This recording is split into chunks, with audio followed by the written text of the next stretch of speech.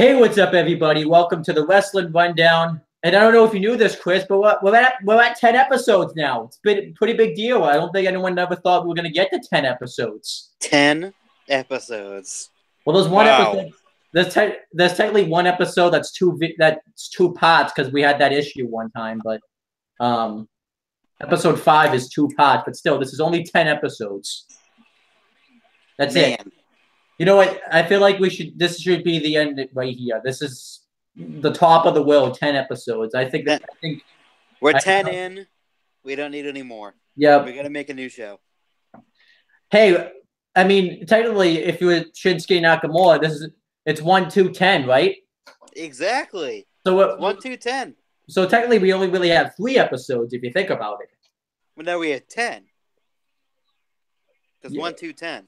So it does. I wonder if Shinsuke Nakamura counts the other 7 we made. No, probably not. Do you think Shinsuke? Do you think if like a season has 16 episodes, he doesn't count 12? No.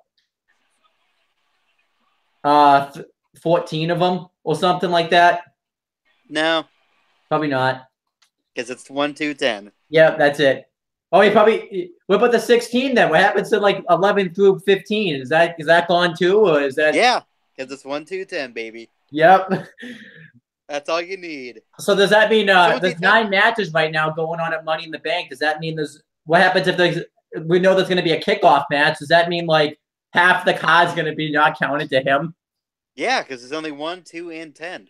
So what matches matters to him then? Obviously his match, so that's 1 right there. What are the other 2 matches? 2 and 10. So whatever matches 2 on the second match. What if his match? Wait, what if his match is 7th? What if his match is 7th on the card though? Does that match matter to him?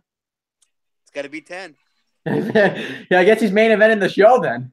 He's either main eventing or opening the show. He's going to be like the second match on the show. He has to be 1, 2, or 10 because that's how you can. Oh, we got to mention this too.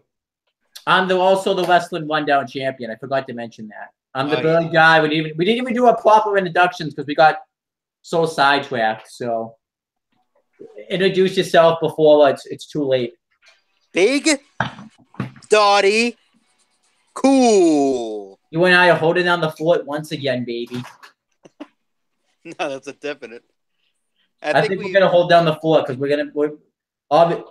because since I'm working full time now, I think Saturdays is gonna be like because I don't think we're gonna be doing the show Thursdays anymore probably because it will be like I'll make the show available Thursday and I'm just gonna go home from work and be like not doing that.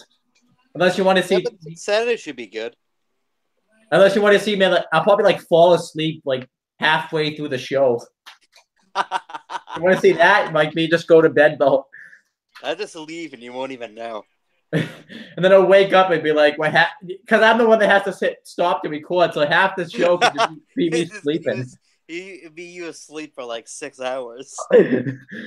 That would be actually one time we'll do story time real quick. One time I left my computer open and I accidentally hit record on my webcam because I had the app open and recorded myself sleeping. I have no clue how, but I did.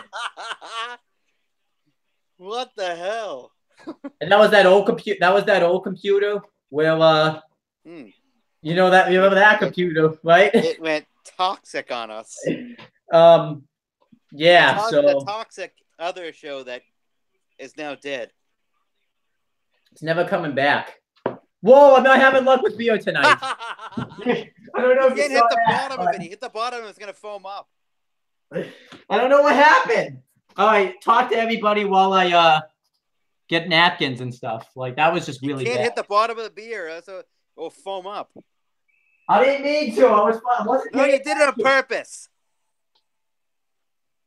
But, what else is new and such? Oh, the CM Punk trial. Yeah. That's also very much new stuff. It's going on currently right now. Oh, it's still going on? Yeah, I don't know how many days it is, but I think this has been about 3 or 4 days already. I didn't see what happened in day 4. I only know I up think to. it's been 3, but I don't know if it's like done. I'm gonna pour this in a cup, by the way. You're a fucking mess. If I do this at your party, I should get. I I mean, should it get wouldn't really a. matter at my party because it's gonna be on the ground. Yeah, true. Because it's most likely gonna be cans. I know, yeah. Okay. Everything good? You not? You know what's funny? I'm not even. I've only had like 2 sips, and I'm not even drunk. And that's. I feel like if I was drunk, that would not have happened. No, because I probably would have because you'd still hit the bottom of it. Maybe.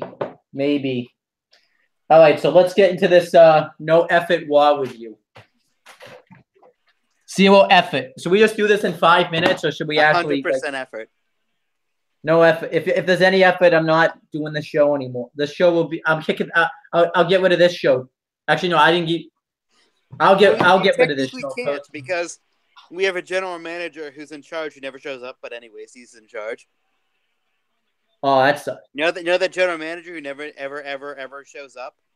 And we did make the rule that if he doesn't show up in 2 weeks, I'm not showing up because then I don't have to defend the. Because then it's a draw, right? It's a draw because we both. It's a draw if no one shows up. I know we have the rule.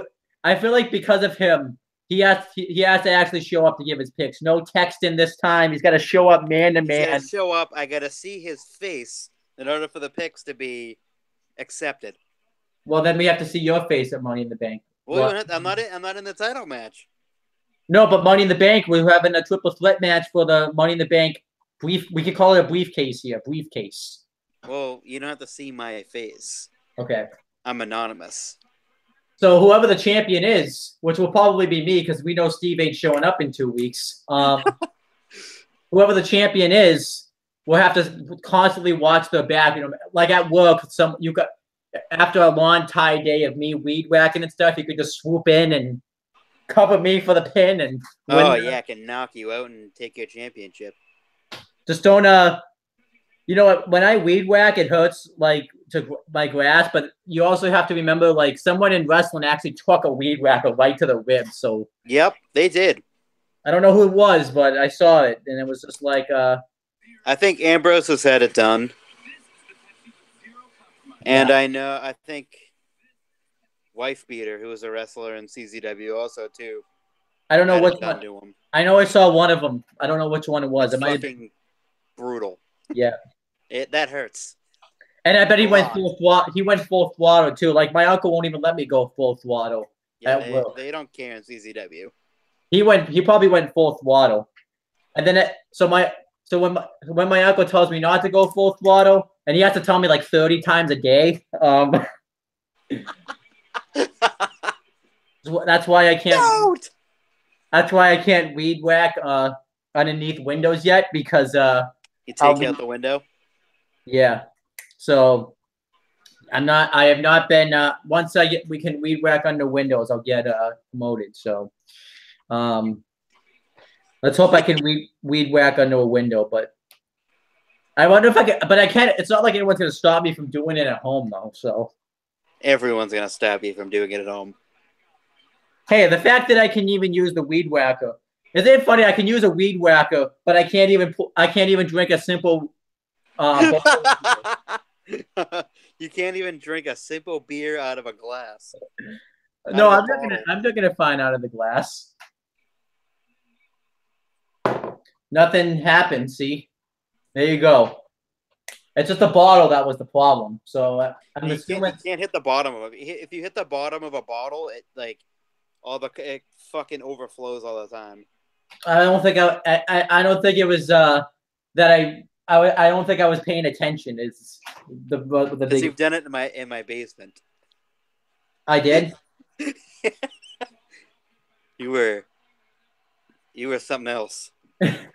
What's that video? I'm assuming that video was probably gone because I think John's computer that we filmed it on was totaled.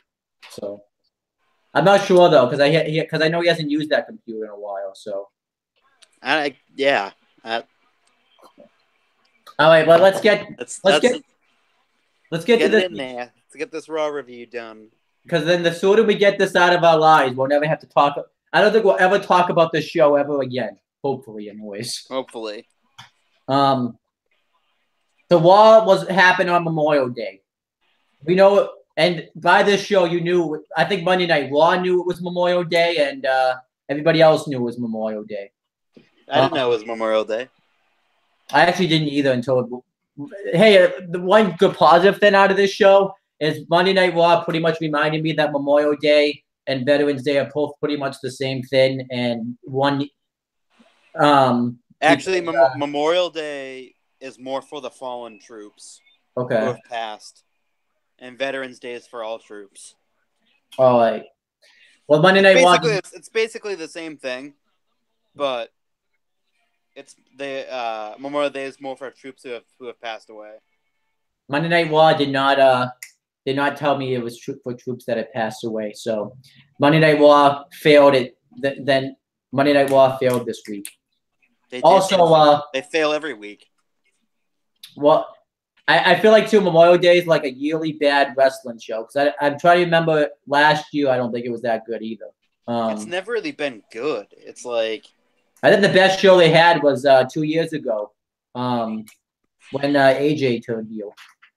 Oh yeah, that's right. Beat up John Cena. And then he and then they did the same. And they did the same exact thing for 4 straight weeks. Yeah. 4 straight weeks. They did the same exact thing. So let's get this Monday night. So we should give it up to WWE for paying tribute to the veterans on Memorial Day. Because they did they did like 3 videos. Paying their respects. Yep. And then the Raw started off with Braun Strowman. He came out and pretty much said he's going to win the Money in the Bank ladder match. He was able to use the term briefcase. And I was looking at that this week because I'm assuming the guys that were allowed to say briefcase are guys that Vince McMahon thinks very highly of. Because I noticed there were certain people that weren't able to say that said contract. So yeah. So I guess Braun Strowman can say briefcase all he wants. Those are like because I noticed like some other people in the show weren't able to say briefcase. So the Money in the Bank money. Yeah. And he said he's going to be Mr. Monster in the Bank, which I thought was a good line by Braun. Wouldn't doubt that for a second. He said that when he gets the Money in the Bank briefcase, he's going to cash it in the first chance he gets, which won't be very often because the champion is never on the show if he wins it. So exactly, and the champion. See, it's kind of like also spoils at the same time, but like Brock's not supposed to appear until SummerSlam. The only way no point for a fucking SmackDown for a Raw guy to win. The only way a Raw guy could win is if Braun wins and then calls out Brock, like he announces his cash-in date against Brock Lesnar. Yeah, he could do that. But I think a SmackDown guy is winning it. Oh yeah, I could be wrong, which I am about 90% of the time. And then a Raw person's gonna win the probably the women's one because they probably want to have it 50-50 where except for I could be wrong on that one too, and it could be a SmackDown woman that wins. And then a Raw guy that wins the men's. Like I'm like 90% wrong on everything on all my predictions. We'll see. Hey, you could and then you could have a Money in the Bank opportunity to win I could have a Money in the Bank opportunity to take the championship. All right, but then we had but then Prince Devitt came out and said that at Money in the Bank, it's every man for himself, and I could win the Money in the Bank. He had to say contract. He was not allowed to say briefcase. Oh no, he couldn't say contract. We all know how far on that totem pole he is. And Braun Strowman made fun of him because dog wants to go out. Hold on, let me go on my phone now. See, the dog doesn't even like me talking about Raw. Exactly. You know what the funny thing is? I fucking go to do this. I make sure they want to go out, and they're fucking sleeping. And then right when I start this video, they want to fucking go out now. That's just my fucking luck. All right, let's see if I can get on this video on my phone. Oh, I have to sign in. And you can see this dog does not want to wait. So you're fucking. The floor is yours The because floor. I don't even know what the hell happened, so I can't say anything. talk about something else while I'm gone. Then Why? just sit there. I don't know. All right, let me find. I'll just sign in. Hold on. Why do I have to do this? You don't have to. I'm going in. Why are you bullying me? I'm not bullying you. If anything, I'm being bullied. Did you hear this dog? Good doggy. I'm trying to do this. Why won't it let me in? Oh, I missed the Owen. I missed the Owen boat.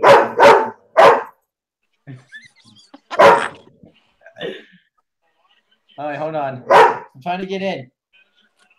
Oh, I forgot. I can just get in through Hangout. Oh, no way.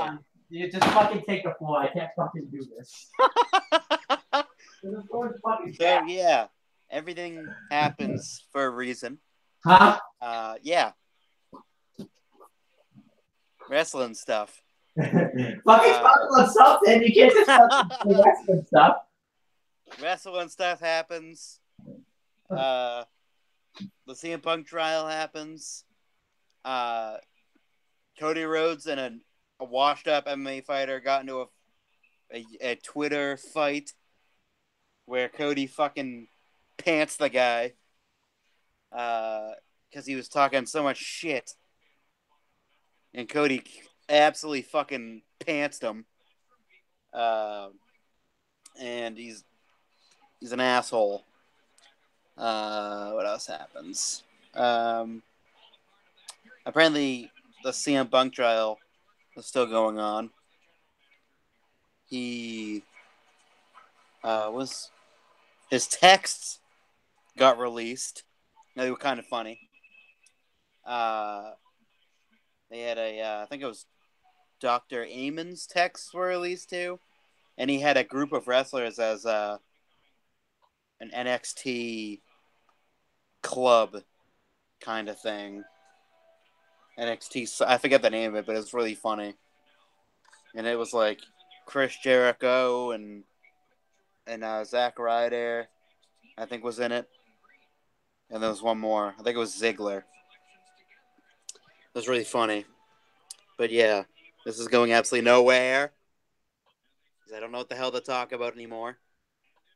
But then at the end of this video, we'll be discussing Enzo Amore and his new music video that he put out called Phoenix, which is where the alleged sexual assault took place.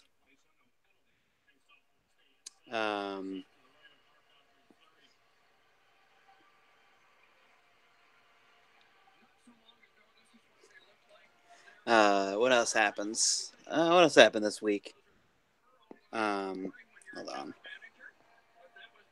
going to bring up the results here because I was taking a sweet-ass time.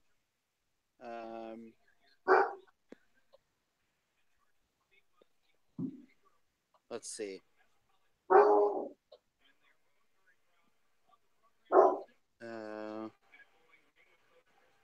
There's a gauntlet match that they hyped up to.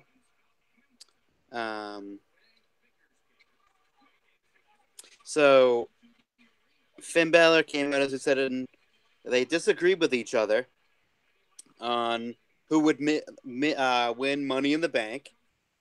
Kurt Angle came out and immediately made a match between the two for that moment. Kevin Owens came out and sat ringside on commentary for. Hey! What did you? Hey, look who's finally back! I was just rambling. What part of Raw you on? Literally 2 seconds after you left. What the fuck are you talking about? Where we were when you left is where, because I started talking about other things. What the fuck were you talking about? Everything. Apparently. I even gave a little cliffhanger about what we're going to talk about at the end of the show. Oh, good. You got to keep the With people. Enzo Amore. Oh, good. All right, let's get into So yeah, Prince Nevitt, Braun Strowman talking about how he snapped Prince Nevitt like a twig the previous week, and then Prince Nevitt slapped him in the face, which I think he probably still regrets for the rest of his life. And His life flashed before his eyes. Yeah, then Braun Strowman took Prince Nevitt and threw him halfway across the ring. To the point where I think it legitimately knocked the life out of Prince Devitt. Like I think he looked like he was scared. Like he was a scared little boy. Yep. So then Kurt Angle comes out and says, "Hey guys, we're just gonna do the same thing we did last week and just have the guys in the main event just wrestle in the beginning of the show. So yeah, we're gonna do that." Wasn't Kevin Owens at ringside too, also for this match? Yeah, like I guess he came out on commentary, like doing commercial.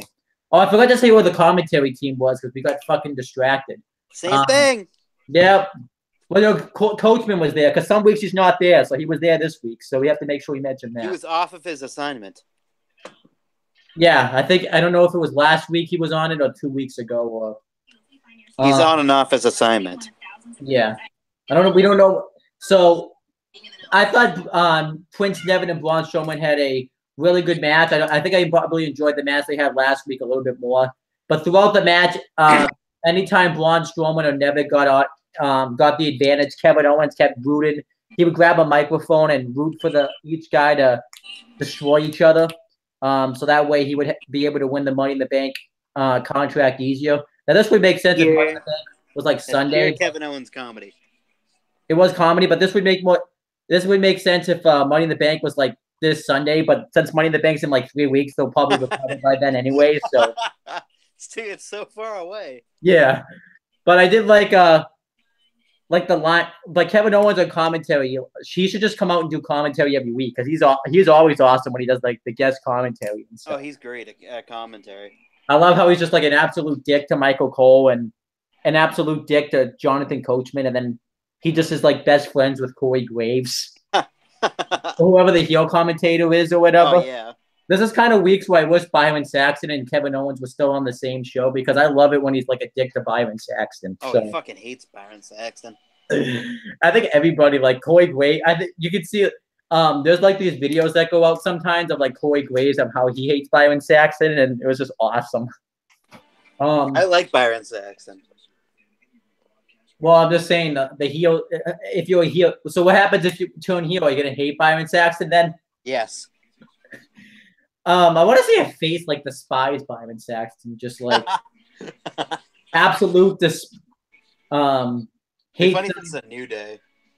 Yeah, maybe. But anyhow, eventually Prince Nevitt's about to win with the coup de grace, and then Kevin Owens comes out and hangs up Nevitt on the top rope, and then he grabs out a ladder and he hits Nevitt with it. And then he goes to hit Braun with it, and Braun Strowman grabs the ladder out of his hand, and this causes Kevin Owens to retreat. And then Braun Strowman throws the ladder outside the ring, and this causes Kevin Owens to move out of the way. He was out of there quick. He ran away. His life flashed before his eyes.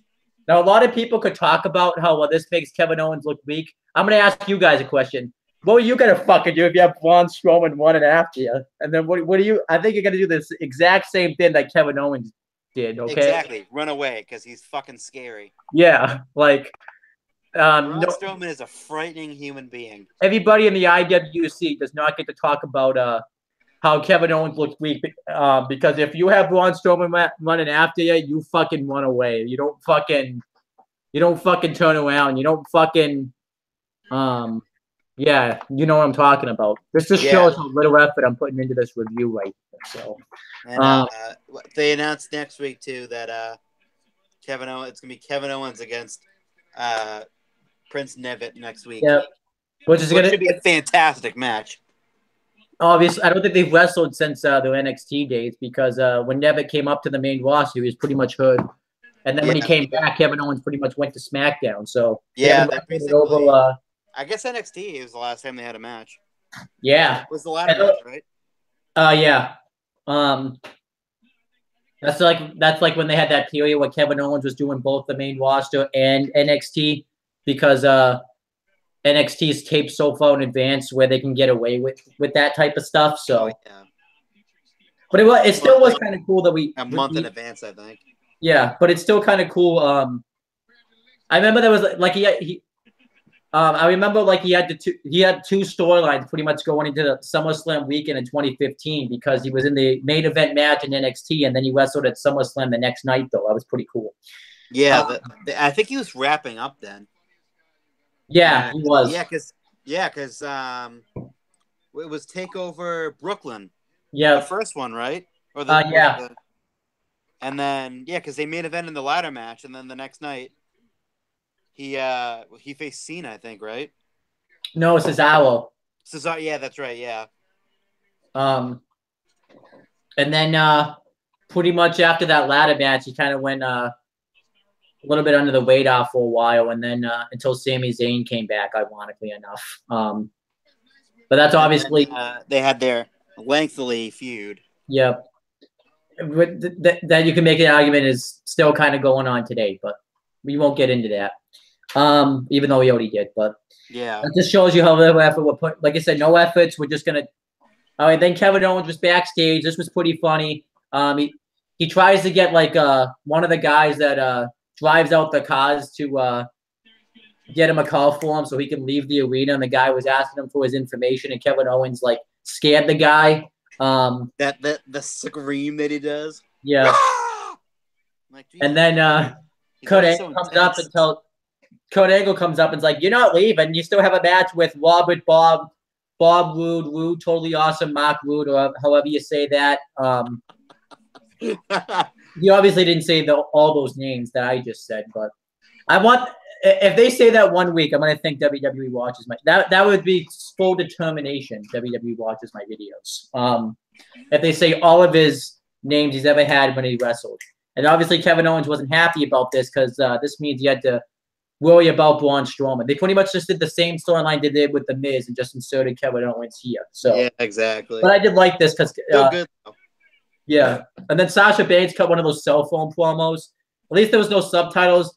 I think they got rid of the subtitles, but now that I've said that, they're probably going to have them back next week. So it's like the New Day telling me to clap makes me not want to clap. Yep, but this was a terrible scripted promo. Getting it down, we're not talking about it. And then Elias has his performance, and he says he needed total silence because he came up with this song on the fly. And but however, he since they were in Virginia, I believe, he thought all the fans looked ugly, so he wanted the lights darker. He wanted his mic risen higher. He just did like typical heel things that apparently he actually has an album. I'd like to get his album. He was recording songs and whatnot on Table for Three. Says he has an album coming out soon. I think he's like a legit musician. Was he in the Indies though? He looks like he was definitely in the Indies before WWE. I don't think he was. Isn't that strange? Because he's got to be like one of the most talented guys they have as a heel right now. So. Yeah. So then, but before he could actually complete his song, Seth Rollins comes out and takes his chair and throws it out of the ring, and this causes Elias to retreat. But Elias would make his return. So then we had he was on the Indies. So then we had an Intercontinental Championship match. It was Seth Rollins defending against Jinder Mahal with Sunil Singh ringside, and this is probably the best match that Jinder Mahal has ever had in his WWE career, maybe in his career ever. But he's wrestling Seth Rollins, who's on fire right now. I'm not giving the credit to Jinder Mahal. Don't expect me to do that. So Seth Rollins, earlier in the match, had been hit with the chair by Jinder Mahal. So then when he sees the chair, he beats the crap out of Jinder Mahal and Sunil Singh with the chair. And he gets himself disqualified because they clearly wanted to protect Jinder Mahal since he's feuding with the top guy in the company, which is pretty ridiculous that they want to protect him so much. And then Yeah. Elias comes out. Seth Rollins is separated, not separated, celebrated on the announcers table. And then Elias pops up behind him and hits him right in the back with the guitar. And this causes Seth Rollins to fall down right off the. That looked fucking brutal. I heard some sort of noise when he fell down, too. I don't know what it was, but it was some strange noise. And afterwards. Did he fall through like a table or something? Like, I don't know. Know. Like, he took a brutal bump off the top of the announce table. Yeah, definitely. And then afterwards, Seth Rollins is about to get stretched out. Adam Pearce and Jamie Noble, which it was kind of funny to see Jamie Noble come out there because of their J&J security days together. So, oh yeah, and chanting "Happy Birthday." Yeah, because it was his birthday. It was Seth's 32nd birthday, I believe. Yeah, and then Seth Rollins doesn't want to be stretched out. He wants to walk out, which I thought was made him look really strong. Again, another like a babyface move. Yeah. And I think it's Seth Rollins is just on fire right now. Not literally on fire, but that'd be he'd burn down. So yeah, he likes to burn it down. But he again was the best thing on the Raw this week. He constantly is because he's so fucking good. Yeah, like he's just had an absolute career resurgence. So pretty much, like after his first couple months as like a babyface, it was like it was very stale. And like after that Bray Wyatt feud, the Shield got back together, and it was like he took off from there. Yeah, kind of from there. I think what really started to take off too was the Triple H feud. No, because the years up. No, because then the Bray Wyatt feud happened right after the Triple H feud. So yeah, actually, yeah, because he was on fire against Triple H, and then Bray Wyatt happened. Yeah, and then teaming with Ambrose. Yeah, but then he really took off too. Once he had that incredible performance in the Gauntlet match too. Oh yeah, post Shield also too. Yeah, but he's just been like, this has been his best run as like a singles babyface. Yeah, since consistently. Yeah, and then so pretty much if you only watched this part of Raw, you didn't really miss anything else. You could have just turned off the show and moved on with your life. You saw the best wrestler on Raw. Yeah. Wrestle. No, I'm just saying, like there was only one other good thing you could have watched on this show, but technically too, if you count the women's gauntlet match. No, I didn't like the gauntlet match. I didn't either, but it's still like a hooking point for people still. I guess, but I'm just saying if you. As soon as I heard that, I was like, I'm not watching it. Yeah. All right, but then we had Nia Jax versus Michelle Weeb, which is the weirdest. Actually, I guess it's not the weirdest name I ever heard in my life, but I hated this on every level. Ronda Rousey was on commentary for this match.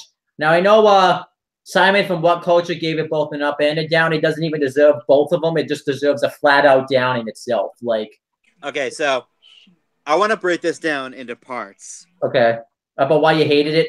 Yes, because it deserves parts. So, Nia Jax turns babyface. She feuds with Alexa Bliss. Post WrestleMania, she randomly turns heel. Randomly. Completely unnecessary. Just randomly out of the blue. Turns heel. Yeah. Nothing in advance. Randomly turns heel. After her Be a Star promo that she had. And then she turns to the crowd after they started chanting for Ronda Rousey. She told them to shut up. Yep. Shut up. Hello, you just cut a Be a Star promo a month ago. That's why it makes literally no sense.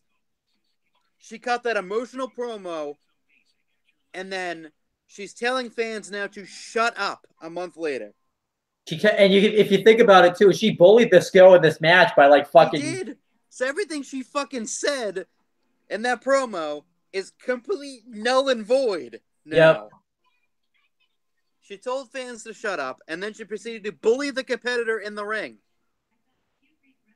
What the fuck? I Also, hated this. I gotta say this too. Poor utilization of Ronda Rousey this week too.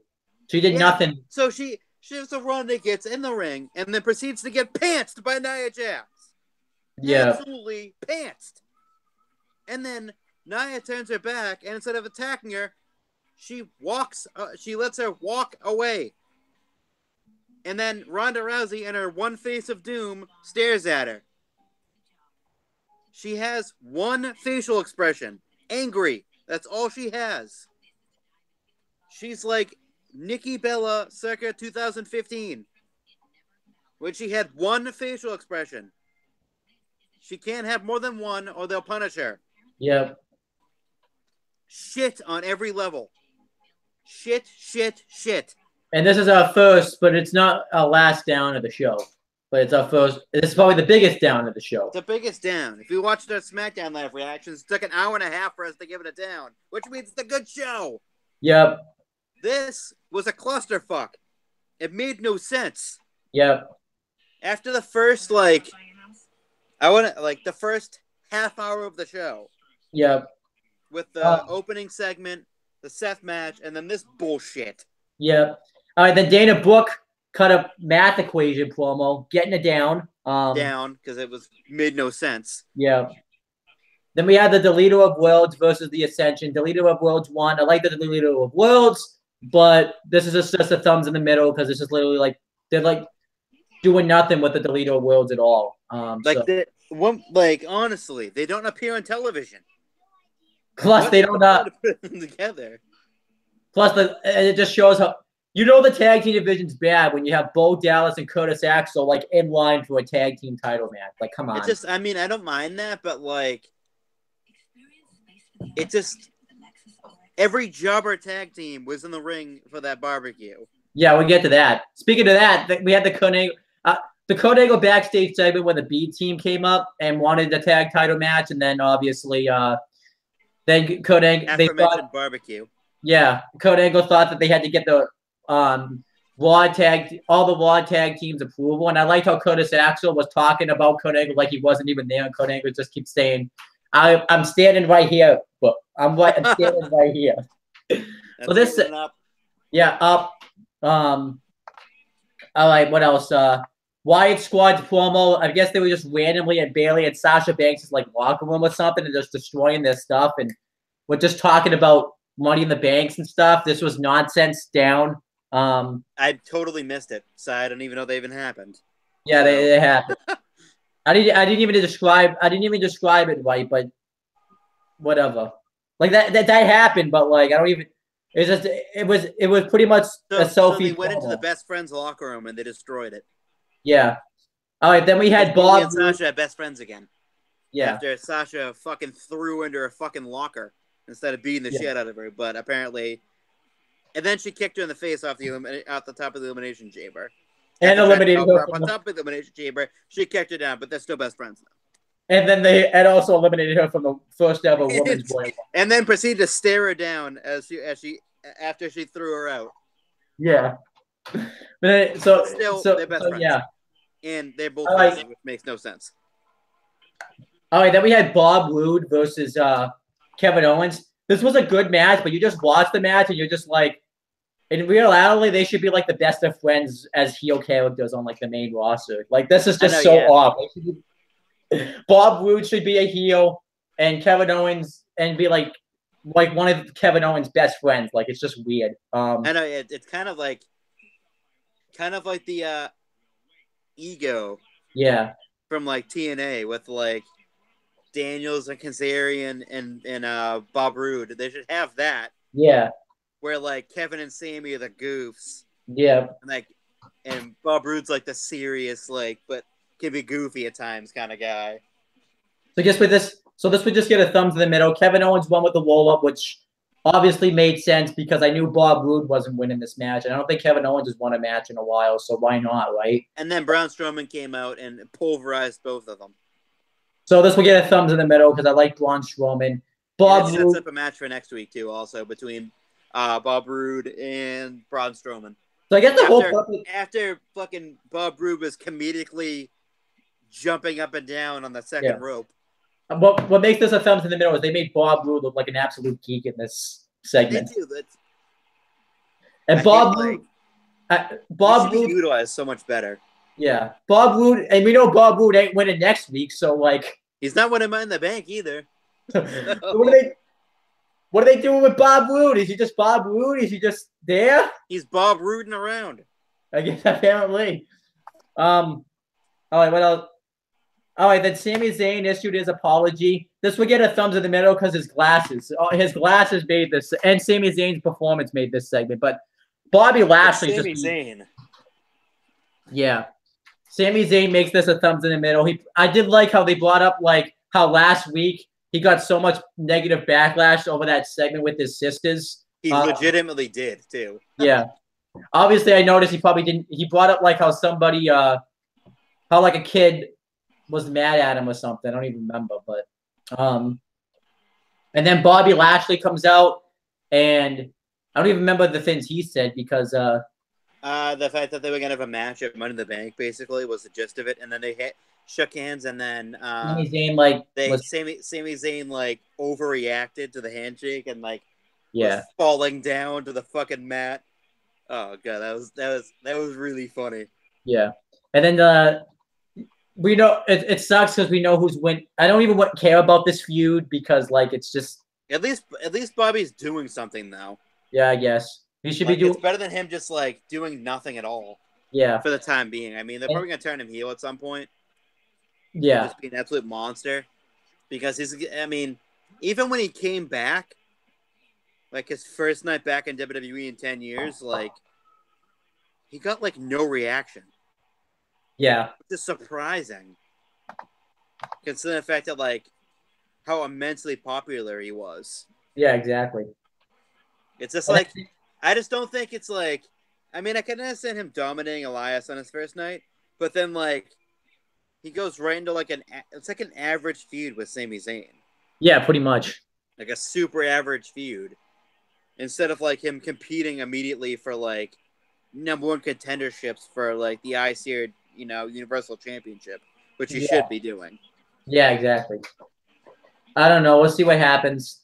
And then but obviously Sami Zayn's glasses. Like I love it when he wears those glasses. He takes out the glasses. He looks like a 50-year-old man. Oh, that's awesome. He should wear those glasses every week. He definitely should. Mickey James cut a promo. I'm just gonna give it a down, but I don't even remember it. So I don't either. But I would get it down because I remember. I think she said she's gonna win or something at Money in the Bank. It's all the same fucking promo. Everyone says they're gonna win at Money in the Bank. Not all of you are gonna win though. Drew McIntyre with Dolph Ziggler had a match with Chad Gable. This will get it up because Drew McIntyre looked like an absolute like beast in this match. He wins with the running Claymore kick. That move is so brutal. Yeah. One of the very few like running striking finishes that I like. Yeah. I like Daniel Bryan's running knee. Yeah. And I love his Claymore kick. And then Drew McIntyre you made me lose my train of thought. Jason Jordan made no appearance on this show, even though he was backstage. So I'm guessing he's still clear. It's gonna happen eventually. Yeah, it's either gonna be this week or next week. Yeah, because I think actually it'll probably be this week because they could have some build up to a match at Money in the Bank, which would be fucking incredible, by the way.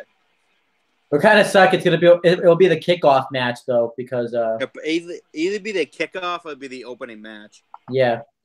All right, and then the B team had their Memorial Day barbecue segment. It was all bad. It just gets an up because it's so stupidly funny. Oh, I will give it an up because it's so stupidly fun. Rhino makes it an up though. Rhino does because the Curtis Axel and Bo Dallas are going over the food that was at the party and whatnot, like the potato salad, yeah, and the beans, and it's just so stupidly funny. Yeah, and then they were like Curtis Axel underneath his breath, like into the microphone, was like, "Okay, I guess no more contenders then," and they try to like sneak it past them.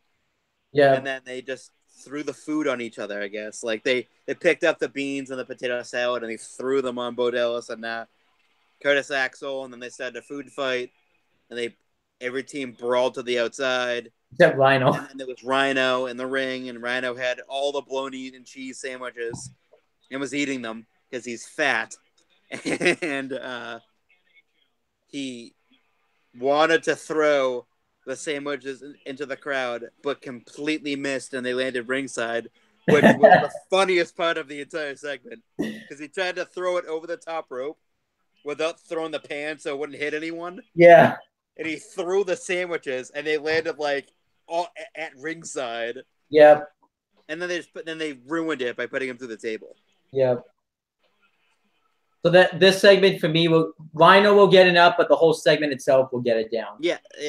I mean, Rhino gets it up, but I give the whole segment, I give it an up because I thought it was kind of funny. It was kind of funny.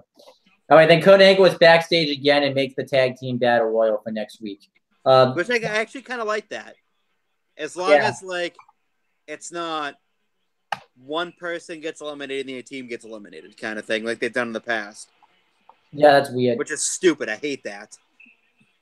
Like, when they have, like, tag team battle royals like that, like or like a tag team elimination match, like a fatal 4-way tag team match with, like, if one person gets pinned, then the team's eliminated. It's like, I still remember the person on the apron didn't get pinned. They're not eliminated. Survivor Series, Big E wasn't touched at all in the match, but he was eliminated. He wasn't touched literally at all, and he got eliminated. I don't think he got tagged in one time, and it was like Kofi got pinned in like a minute and a half, and they got eliminated. I'm like, Big E did nothing. Big E literally stood there, and he got eliminated. Hey, he made an easy payday that day, though. So I hate that. Like, if they're gonna do that, it's gonna ruin the fucking match. What if it's literally gonna be like a 5-minute match if that's like if that's what they're gonna do. All right, then we had the women's gauntlet match. Bayley and Liv Morgan started the match. Bayley cut some sort of promo, pretty much how she wants to win Money in the Bank. And but they all do. It's the same promo. This was I like how I literally wrote in the chat. Bayley may pull a Seth Rollins. This was no fucking Seth Rollins. It was a fucking shit match. Fucking like I don't like gauntlet matches, but that fucking maybe that gauntlet match just like sets the standards so high and made this match like seem like shit. But this match was shit. This match absolutely started at like 10:40. Yeah. Whereas like the men got like an hour. Yeah. They got like 10 minutes. Bayley immediately, like, right off the bat, pins Liv Morgan. And right when that happened, I'm like, this is no Seth Rollins. Seth Rollins fucking went through, like, a 20-minute match before. Yeah. And then, I can tell you right now, I watched 0.0 seconds of this match. And then Bayley beats Ruby Riott really quick. Not Ruby Riott, sorry. I have my fucking notes all mixed up. Sarah Logan with a roll-up. And then Liv Morgan and Sarah Logan beat the crap out of Bayley. And then Ruby Riott, guess what happens? She eliminates Bayley with the Riott kick. No one saw that coming. And then guess what happens next? She eliminates Dana Brooke with the Riott kick. And Dana Brooke literally does nothing this whole match. They're running out of women to put on the roster in these matches. So they put the one with the biggest tits in there instead. Yeah. And then Mickie James came out, who got a I think she got the biggest reaction actually of the whole night because this was in her hometown. To which we knew she wasn't going to be advancing at all in this tournament because if Seth Rollins can't win on his birthday, she can't win in her hometown. Maybe that's why they did that finish with Seth Rollins. Because if you he did win, but he got beaten down. Yeah, no, he didn't win actually because he got DQ'd with the chair. Oh yeah, that's right. Yeah, he did. So I think WWE is like, okay, if it's your birthday, you can't win, and if it's your hometown, you can't win. So it's just like you get jobbed out in your hometown. Yeah. And then they try to make it seem like it's like a big advantage to be in your hometown when you know you get jobbed out every time. All right, then Sasha Banks came out and had a weird match with Ruby Riott that was just no one cared. It doesn't really work when the last person in a gauntlet match is always a baby face. I know, yeah, because it gives the heel sympathy. Yeah. The only time it really worked was when the Miz and Braun did it because Braun was the last guy and Miz was like fully healthy and fucking real. Oh yeah, because Braun's Braun. Yeah.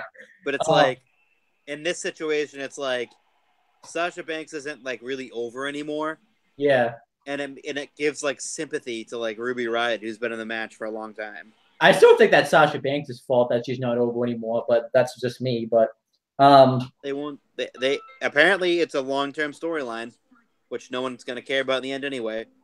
Oh wow, she turns on her again for the 50th time. This is an example. Coming. This is an example of long-term booking done It's wrong. literally. Aren't they both in the Money in the Bank match too? No, only Sasha is. Oh yeah, that's right. Oh, it's yeah. So why was that? So that's. What the fuck? Like it wouldn't make any. It doesn't make any sense now either that Sasha's in the match because it would make sense if like Sasha they were like working together and then Sasha like turned on her. Yeah. And won Money in the Bank. Sasha's like it just. So what? Who's in the women's Money in the Bank now? I don't even remember off the top of my head. I know it's.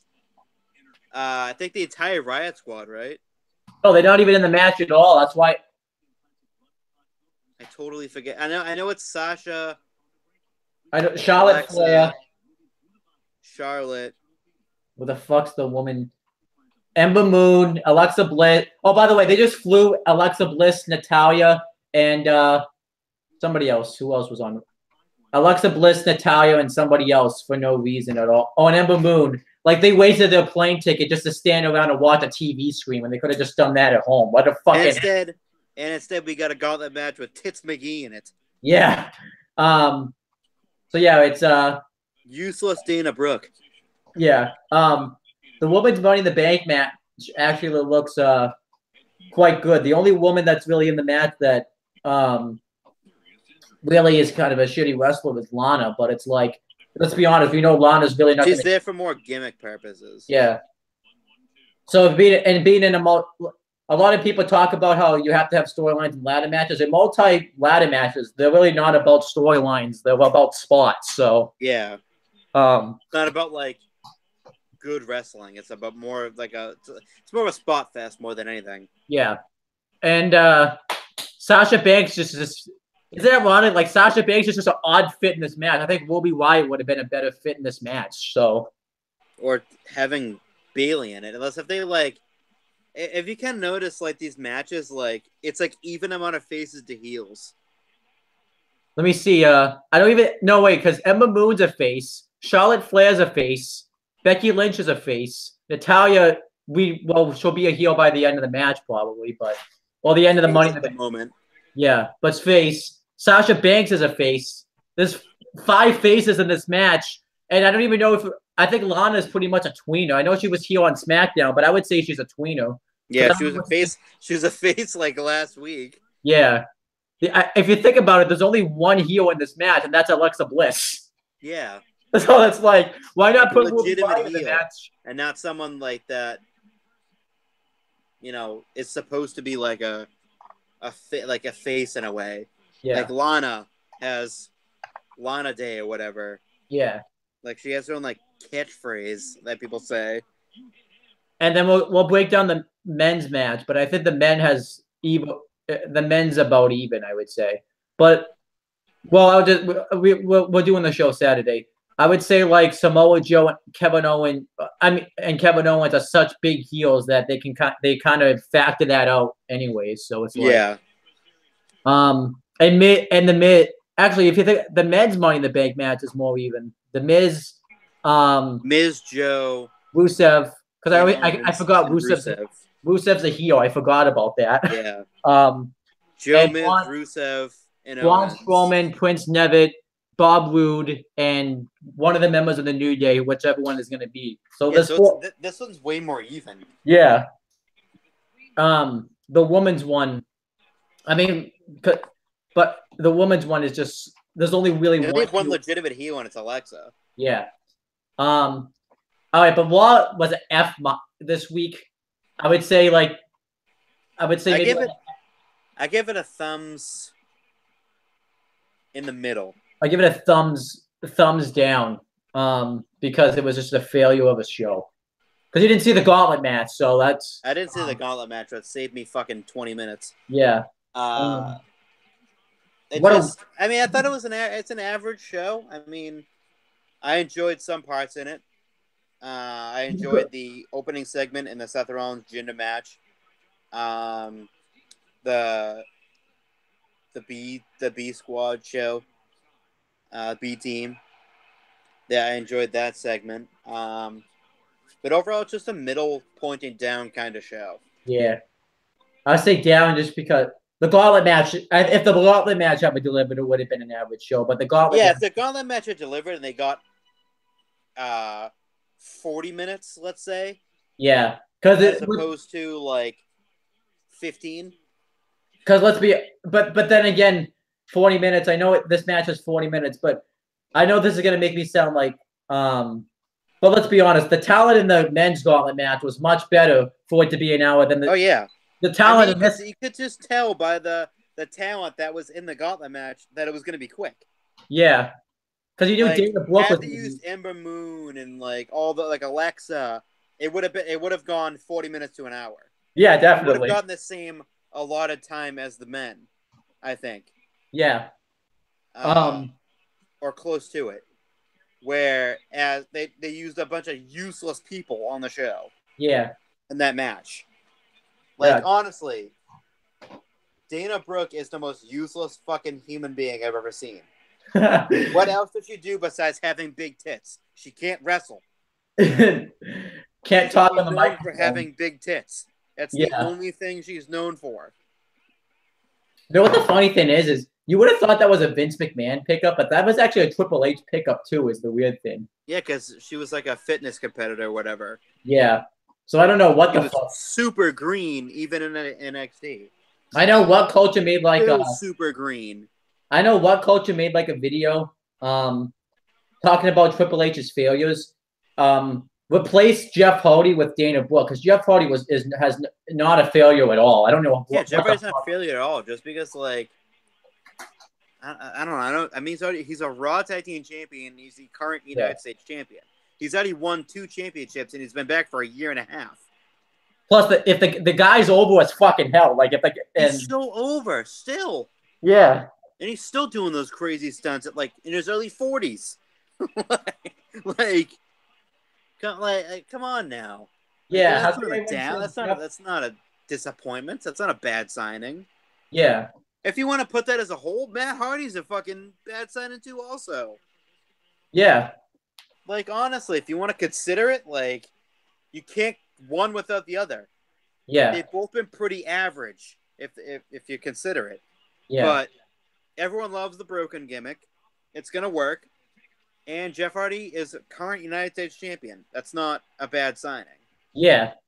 And they're pushing him as a singles competitor again. That's not a failure at all. That's not a failure even the least bit. He'd be a failure if he didn't win the Raw Tag Team Championship or the Cruiserweight or the United States Championship. If he came back, it was just like, even he was in contention on Raw for the Intercontinental Championship before he got hurt. Yeah. So he's been featured in some big matches. Yeah. Now, if they signed both the Hardys back, and they came back and they lost their first match, and they went on a losing streak, and Matt turned on each other, and they had a shitty feud, then that would have been a terrible signing. Yeah. But consider the fact that they're both champions right now, and Matt Hardy's kind of elevating Bray Wyatt again. Yeah. Bray Wyatt's kind of getting a push here as a Raw Tag Team Champion. It's just that wouldn't even I wouldn't even classify Jeff Hardy as a disappointment. All right, so we're gonna do a new system. And he was hurt too on top of it. Who was? Jeff. Yeah, because they said he was hurt for a while when he came back. So yeah, he came back, and he I think it was a rotator cuff injury that took him out for. No, it was the same thing as I think Ambrose. They both or something similar. Either way, Jeff is out 6 months. Like, that's not something he could control. It's not something like he can't just be like, "Oh, I'm not going to be injured tonight." No, it happens. It's wrestling. Yeah, he's a high flyer. It happens. But anyhow, we're gonna do a new system. We're gonna grade the show with numbers and letters just to do two things.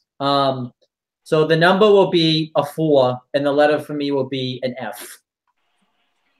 I'll give it a 5, and I'll give it a C minus. I think that's still Almost a D.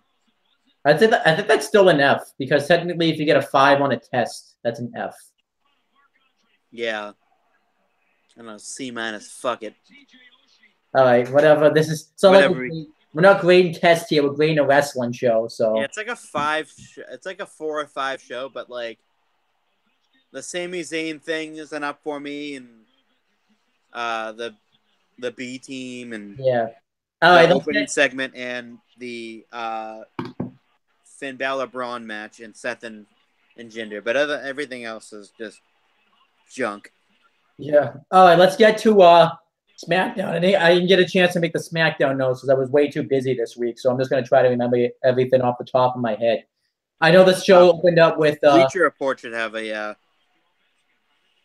overview of it. Let's see. If you look up like SmackDown results, I think Bleacher Report be the first one. They kind of go a little bit into depth. I'm going to see if I can remember first off the top of my head, and then if I forget something, I'll look it up. But I know the first segment anyway. Samoa Joe came out and he climbed up to the Money in the Bank and got the Money in the Bank, the men's Money in the Bank briefcase. He made sure to get the men's one because he wasn't messing up getting the women's one. He could have got the women's one. He could have, yeah. Which we were talking about in the live reactions. What happens if the male gets the woman's contract by accident? Does that mean I would have to have both of the contracts after in the matches. Yeah. And Joe was not allowed to say briefcase. He had to say contract. So he had to say contract too. Yeah. So clearly Blonde's getting some favoritism right now. So because they love him. Because he loves him. He's a big man. Yep. He's scary. So Samoa Joe talks about how he's going to win the Money in the Bank contract and cashing in the first opportunity he gets. And he says to Daniel Bryan that he's pretty much going to put him back on the retirement list. And then when he goes home, he's going to be broken and battered. And his wife's going to think he's a failure, which I thought was a great line by Joe. Joe's been excellent on the mic ever since he's come back. So. Oh, yeah. And then Daniel Bryan comes out. I like that Daniel Bryan came out to no theme music. He just came out to like nothing and just him talking. Yeah. And Daniel Bryan came out and said that if he ever says anything about his family again, he's going to beat the crap out of Samoa Joe. And then Big Cass comes out, and Big Cass comes out in crutches and talks about how his opportunity was stolen from him. But I've been cleared to wrestle pretty much. He goes to hit Bryan with the crutch, but he accidentally hits Joe. And then he destroys Daniel Bryan, and he lays out Joe and Bryan with the briefcase. And then he leaves. And overall, I thought this was a good segment, getting it up.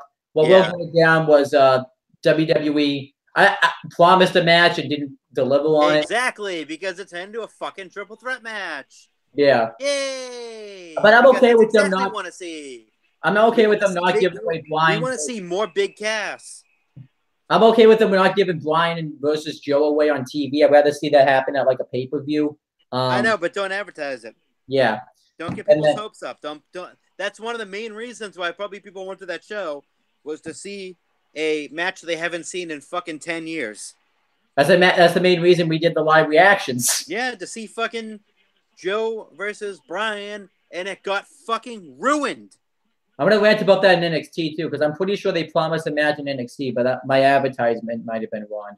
Because I'll ask you now, wasn't Roderick Strong versus Danny Burch supposed to happen this week, and then they pushed it to next week, or did I miss something?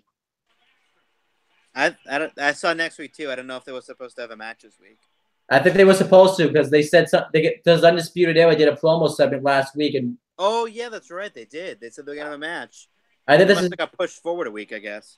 Either that or they taped it, and they taped it and couldn't air it until next week or something. Oh, they taped it out of order. Yeah. But anyhow, then so the opening segment gets enough. Then they had a backstage segment with Paige, not Becky Lynch. Paige, that's it later on in the show. We had Paige and Mandy Rose and Sonya Deville came up, and they were upset that Asuka was getting a SmackDown Women's title match, even though she hasn't won a match since losing a streak at WrestleMania. And Paige says, well, you can find out why she's getting a title match when you face a one-on-one tonight, and Mandy Rose was all happy about this, which was kind of strange because Mandy Rose really shouldn't be acting happy about wanting to face Asuka, but I'm not Mandy Rose, so I wouldn't know what makes her happy. So Oh shit! I thought you were Mandy Rose. I don't look like Mandy. I definitely do not look like Mandy Rose. And then Renee Young walks up to Paige and doing an interview. This was like the weirdest way she did an interview. They walked as they did. Paige, hey, can I talk to you for a second? Yeah. It was like the weirdest way to. And they walked as they did the interview. I don't think anybody walks and does an interview at the same time. But I know, yeah. And this is where she announced that now it's a triple threat match: Daniel Bryan versus Big Cass versus Samoa Joe, which I think made us question whether or not Big Cass's injury was legit or not, because they took him out of the qualifier. Mm-hmm. They gave Bryan a second chance. Yeah. To face Samoa Joe. So we had 2 weeks of build-up for this match now, pretty much. Or, almost 2 weeks of build-up for this match. And we don't get it. Yeah, it's strange. And then our first match on the show, I know this is where I have to look up the notes because I don't remember what the first match of the show was. It's just frustrating because why advertise that match just to not get it? Yeah, that was weird. Like, they advertised this match, a dream match, the match that people wanted to see, the match that people bought tickets for to see, and they go, yeah, it's a triple threat match now. Like, yeah, I'd be pissed. Oh, I would be too. If I went there thinking I was going to see a great match between Joe and Bryan just for it to be Big Cass added to it, and it partially ruined the match. Yeah. All right. We forgot. It was Shinsuke Nakamura versus Ty Dillinger. I can't believe I forgot about that match. So Shinsuke did his little walk to the ring with numbers. Yeah. Signifying, his last man standing match with AJ. Yep. Just dropping the numbers down one at a time. And they come back from break. And, AJ, they had their Nakamura at his entrance and Ty Dillinger at his entrance. And then they did an awkward tweet thing where Nakamura forgot how to count. Which is what we referenced earlier on this show. Basically, he said 1, 2, 10. I guess the other numbers don't count. Yeah. And then Ty Dillinger was like, "Did someone say 10?" Yeah, it was weird. They had a match. Why? I don't know why. I don't know why it turned into a match. I don't know why, but it was good though. Yeah, it was a good match. Ty Dillinger was very well showcased in this match. Like, he actually got some nice offense, and he got a hope spot in, so that was good. He did too. He had like a version of a tiebreaker. He got a 2 count, which was nice. I mean, I rather enjoyed that. Yes, I did. The fact that it wasn't him squashed in a minute and a half. Yeah, they actually showcased Ty a little bit. Which is probably going to be the last time for a while he'll be showcased. But we're going to enjoy it in the moment as we have it right now. So, they even did. Ty Dillinger even got the mock Shinsuke Nakamura's "Come On" thing he does before his time. That was funny. Yeah. And Nakamura wins with the Keen Sasha, and then he hits it a second time right in the back of the head. And throughout the match, Nakamura kept doing the counting gimmick because he's facing AJ in the last match. It's like his flamboyant counting style. Yeah. Maybe was making me laugh so hard. Yep. And then AJ gets an interview, and he pretty much says that he's going to be the last man standing because, it's a last man standing match, and you would expect somebody to say that. So, hey, I mean, everyone says they're going to win the Money in the Bank briefcase. Yeah. But those segments were awesome. Get it and up. Just please don't have Nakamura and AJ end in a draw, which they're probably going to because they're probably going to because it's one of the options for the match. Yeah. All right, then we had the dance off, Lana versus Naomi. Naomi was accompanied by the Usos, and Lana was accompanied by Rusev and Aiden English. Now, I know a lot of people gave this segment a down because it was pointless. I given it up because I got to watch it off Rusev's Instagram story, and it was hilarious off of Rusev's Instagram Yeah, I story. give it an up. I liked it. I Yeah, mean, you could tell by like our reaction on the live reactions, we were shocked that this was happening, and yeah. we thought it was going to be terrible, but it was actually pretty good. I Mainly because I actually could enjoyed it. watch. I thought it was pretty funny. For me, because I could watch it when you watch it off Rusev's Instagram story. Yeah, It was funny. I What is couldn't going to because get I it? was on my phone. Yeah. What is going to get it down is the utilizations of the Usos as of late. They're like very lost in the shuffle right now. That's weird. Yeah, And it led to a brawl. Lana was a heel this week. yeah. After being a face last week. Yeah. I think because Rusev's there. It's like, oh, Rusev. And you know what the Yeah, because weirdest it's thing like, is? I mean, it just doesn't make any sense that all three of them are heel. Yeah. It just doesn't make any sense. SmackDown is so heel heavy right now that it wouldn't hurt if Yeah. you went babyface. And you know what the weird thing is too is they're gonna push the Iconics because the merch sales are doing really well, but they won't push Rusev because his merch sales were doing really Or well. Lana. Yeah, so it's like, I mean, not like singularly, because obviously they tried, but yeah, like side. together. Like, push them as babyfaces, all three of them. Keep them together. Yeah, Don't split them up. I'm dreading that moment because I know it's going to happen. I'm dreading it, and in like 3 weeks, like it's going to happen. yeah. Because instead of capitalizing on a moneymaker, they're going to break them up for no fucking reason. And And I keep ranting about it every week because it's stupid.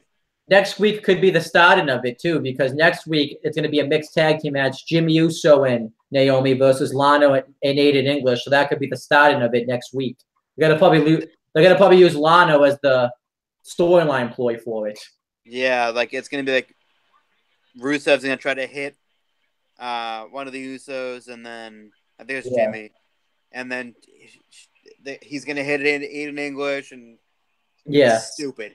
Well, they could do something like where they win, and Aiden and Rusev would think Aiden English is trying to hit on Lana, which isn't going to be the case at He all. overly celebrates with Lana, and Yeah, it's just Lana's like ploy or whatever. yeah. So it's going to be stupid. This is going to be this is about to get really dumb. And if we do our year-end awards, when we talk about worst book super opportunity, this might win. Oh, regardless, I think it's gonna win. We'll see. I think this is already the winner Um, because so far, I mean,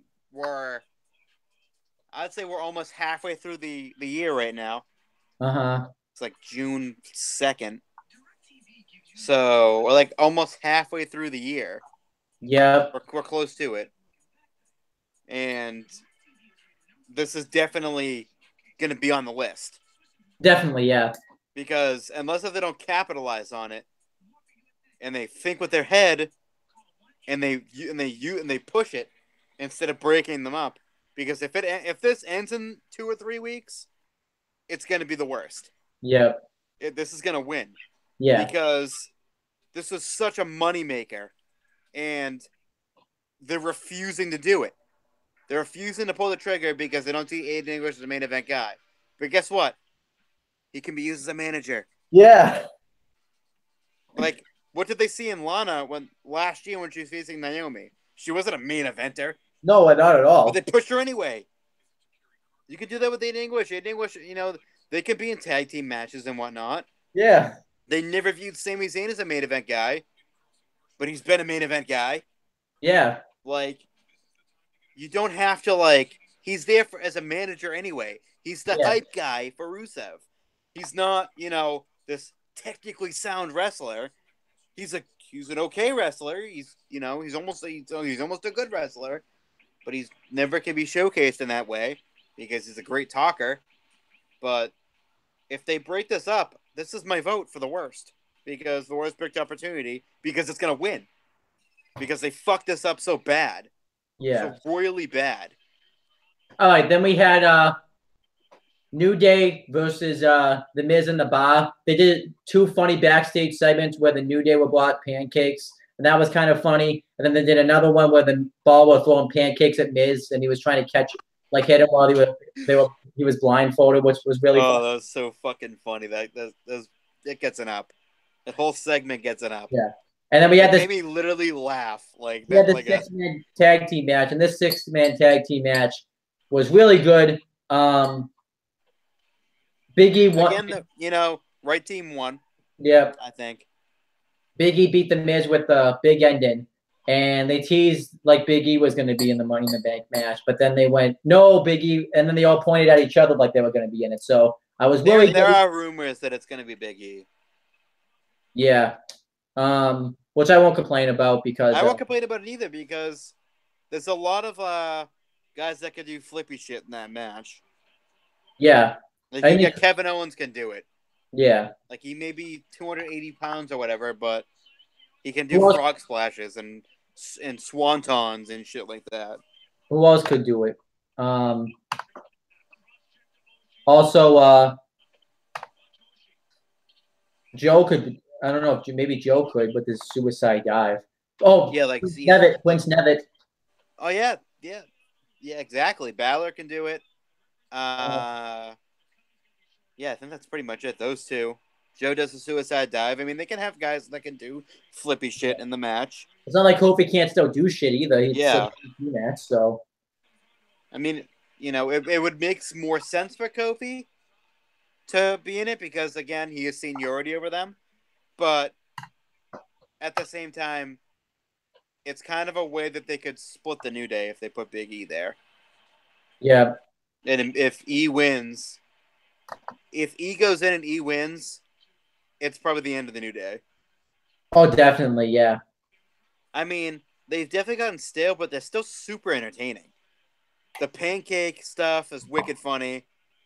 The Boodio stuff is really funny. Like they're still funny, but it's like they've been faced for so long now that they've done everything. And Yeah. not that I'm clamoring for the turn heel because I personally don't think it would work. It didn't work everyone loved it the first time, like when they turned heel. Well, So it did. it wouldn't make any sense for them to turn heel with this gimmick. Yeah, they have It to change. needs to be Big E needs to go back to what he was in NXT and his bodyguard type persona that he Yeah, was with Ziggler. Like when he was the bodyguard for Ziggler, yeah, I remember that. the silent beast. You know what the funny thing is? I think everyone like thought Big E sucked at the time. Whoever would have thought. Now everyone like loves Big E. Oh, Big E's incredible. The stuff that he can do. Yeah. He needs to cut the shit with that fucking spear through the ropes. Oh, definitely. Yeah. He almost fucking broke his neck doing that one time. Yeah. You know what the funny thing is? He tried to do it one time and his feet got caught up in the ropes. And it fucking broke his neck. All right, but then we had the next segment. It was Gallows and Anderson had an interview, and they were about to call the Bludgeon Brothers nodes.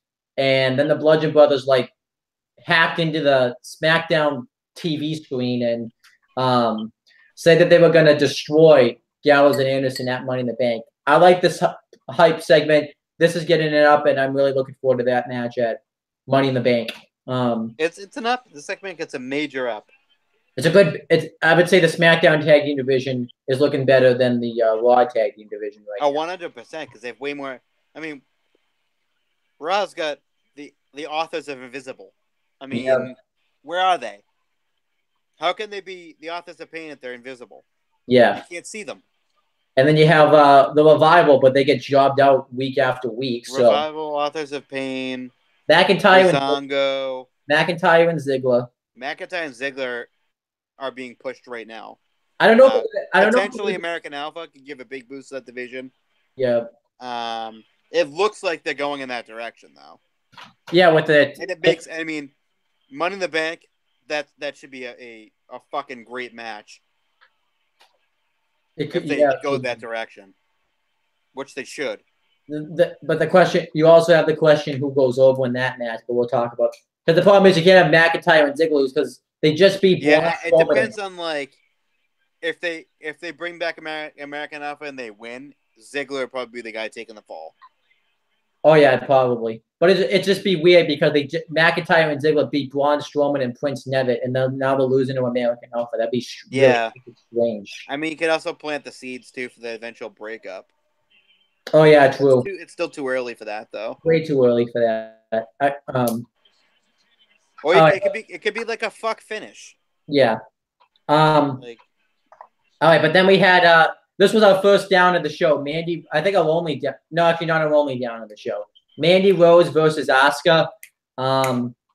Sonya Deville attacked Asuka before the match and hit her once, and then it's just so left. dumb. She hit her one time and then she struggled to get to the ring, and the referee asked her if she wanted to start the match. Yeah, and this was you the same. Hit one time.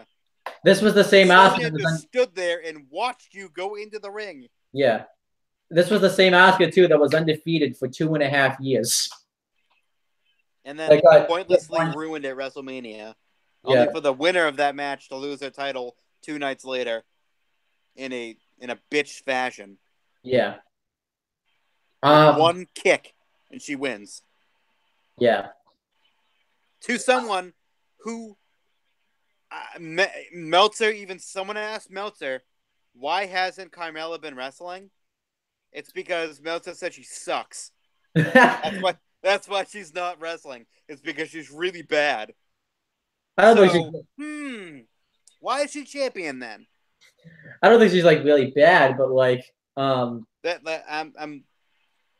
it's like, I mean, I could see she hasn't wrestled on television. Yeah. I mean, that has like merits to it. I mean,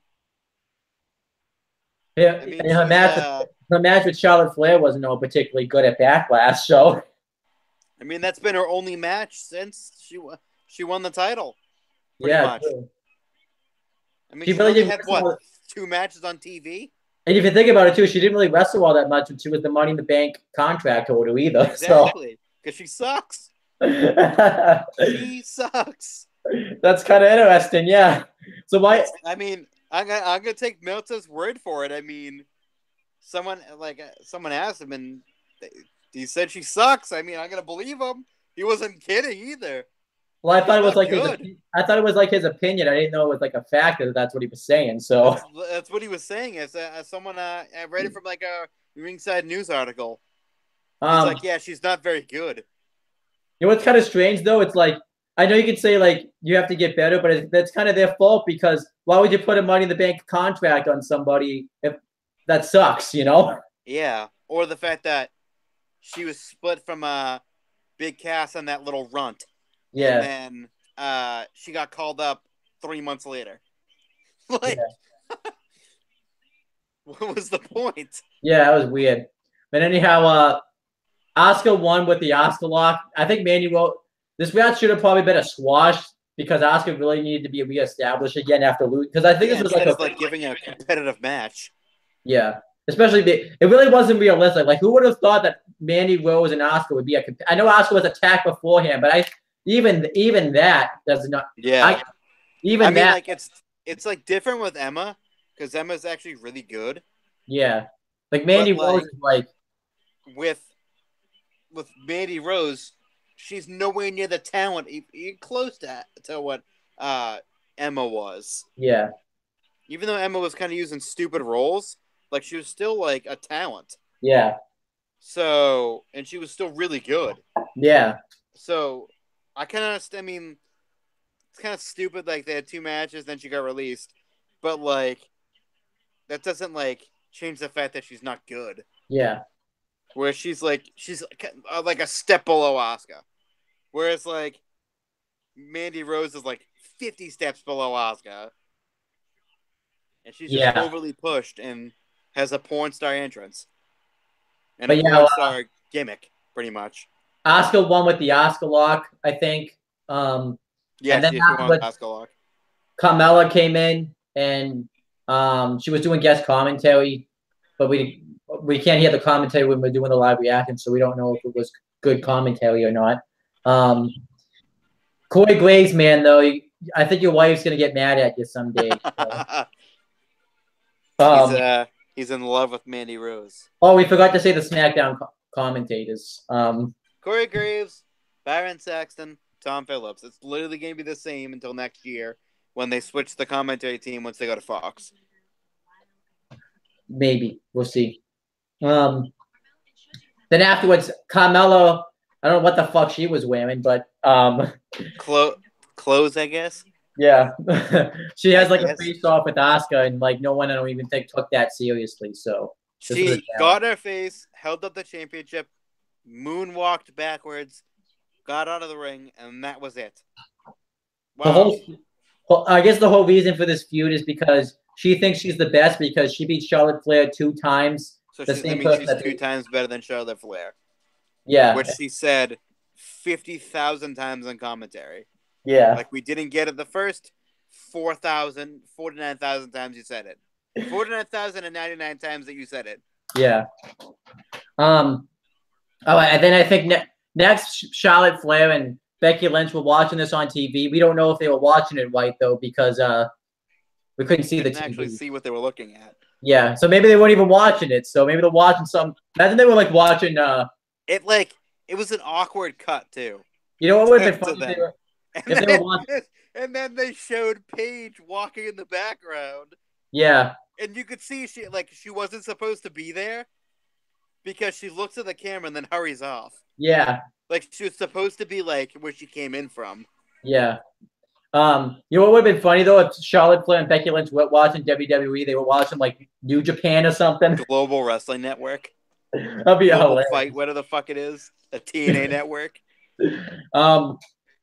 Paige pretty much comes up and says they're gonna. No, actually, that's not even what happens. She said that they both win the Money in the Bank, and then we find out like they're gonna have a match instead of like Paige came in and she was like, "Remember Team PCB? Remember that?"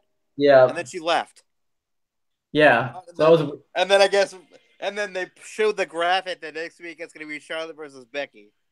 Yeah. Like, what the fuck was this? What the fuck? How does that constitute a match between them? I don't know. Remember? What is it? Tea time? Yeah. That's all she said. I guess like constitute a one-on-one singles match next week. I guess what happened is off camera, she just said, "Oh, I forgot to announce, guys, you're having a match next week," and they were just like, and then I bet Charlotte that gets a wicked down. And then Charlotte Flair, so stupid. No, and then Charlotte Flair and Becky Lynch were probably looking at each other after it's like, why do we have to wrestle each other? There's no reason for us to wrestle. I mean, don't you what? It's actually going to be a great match, but like. Simon from What Culture brought up a good point. If you want them both to bring back the Money in the Bank contract, why are you having them wrestle each other if they could get hurt? Like that doesn't make any sense either. They're like close. They're like best friends. They've been like practically like a tag team. Yeah. And they're randomly having a match on Tuesday. Yeah. Like what? You know what this reminds me of? Remember, like, this has happened the past 2 years now. Doing the Survivor Series build-up, the Raw and SmackDown, like, GMs would always have the guys that are going to be on the SmackDown or Raw team wrestle each other instead of, like, having them take, like, 4 weeks off and train. Oh, yeah, like the faces will be in a tag team match against the heels or whatever. Yeah. There was that one segment. Remember that was, like, the one segment where Stephanie McMahon, like, in Survivor Series build-up in 2016 is, like, trying to be a heel. It's like, I want you guys to prove you can trust each other. So go all of you beat the hell out of each other. It was like, what the hell? How does that? Like what? This is the same thing. So I guess the women's Money in the Bank ain't going to SmackDown then because Charlotte Flair and Becky Lynch are beating the hell out of each other. This is like 2 weeks before the show. This is like me. This is like someone like me going on Facebook telling them they want to fight. Oh wait, that did happen. So. Dumb. Telling Facebook to go home while I'm gonna fight them. So whoever this Facebook is, I don't know who this Facebook is either. They gotta have like 30,000 people on it. So you gotta fight everyone. I think does that mean I gotta fight myself because I have 2 Facebooks? Yes. Does that mean I gotta fight you? You gotta fight me. I'm gonna beat you up. No. You ain't gonna beat me up, okay? Apparently, Charlotte and Becky are though. Apparently, yeah. Let's All right, then what else? let's give away a Money in the Bank like matchup Yeah. on SmackDown All right, then we for no had the reason. main event. We had the Money in the Bank qualifying match. It was Joe versus Brian versus Cass. Really good match. Would have probably been a better match if it was just the one-on-one match we wanted, but And it doesn't matter anyways because Joe choked out Brian. I actually don't mind Joe choking out Brian. Thinking about it back now because Samoa. It's not like Daniel Bryan tapped out; he passed out. Also, it I kind hate of that it kind of more than continues. anything. It continues the storyline with Daniel Bryan where he wants to go after the WWE title. What I don't like is that this means the big Cass and Daniel Bryan feud is continuing, though. At Money in the Bank. Yeah, because because having a match at Money in the Bank.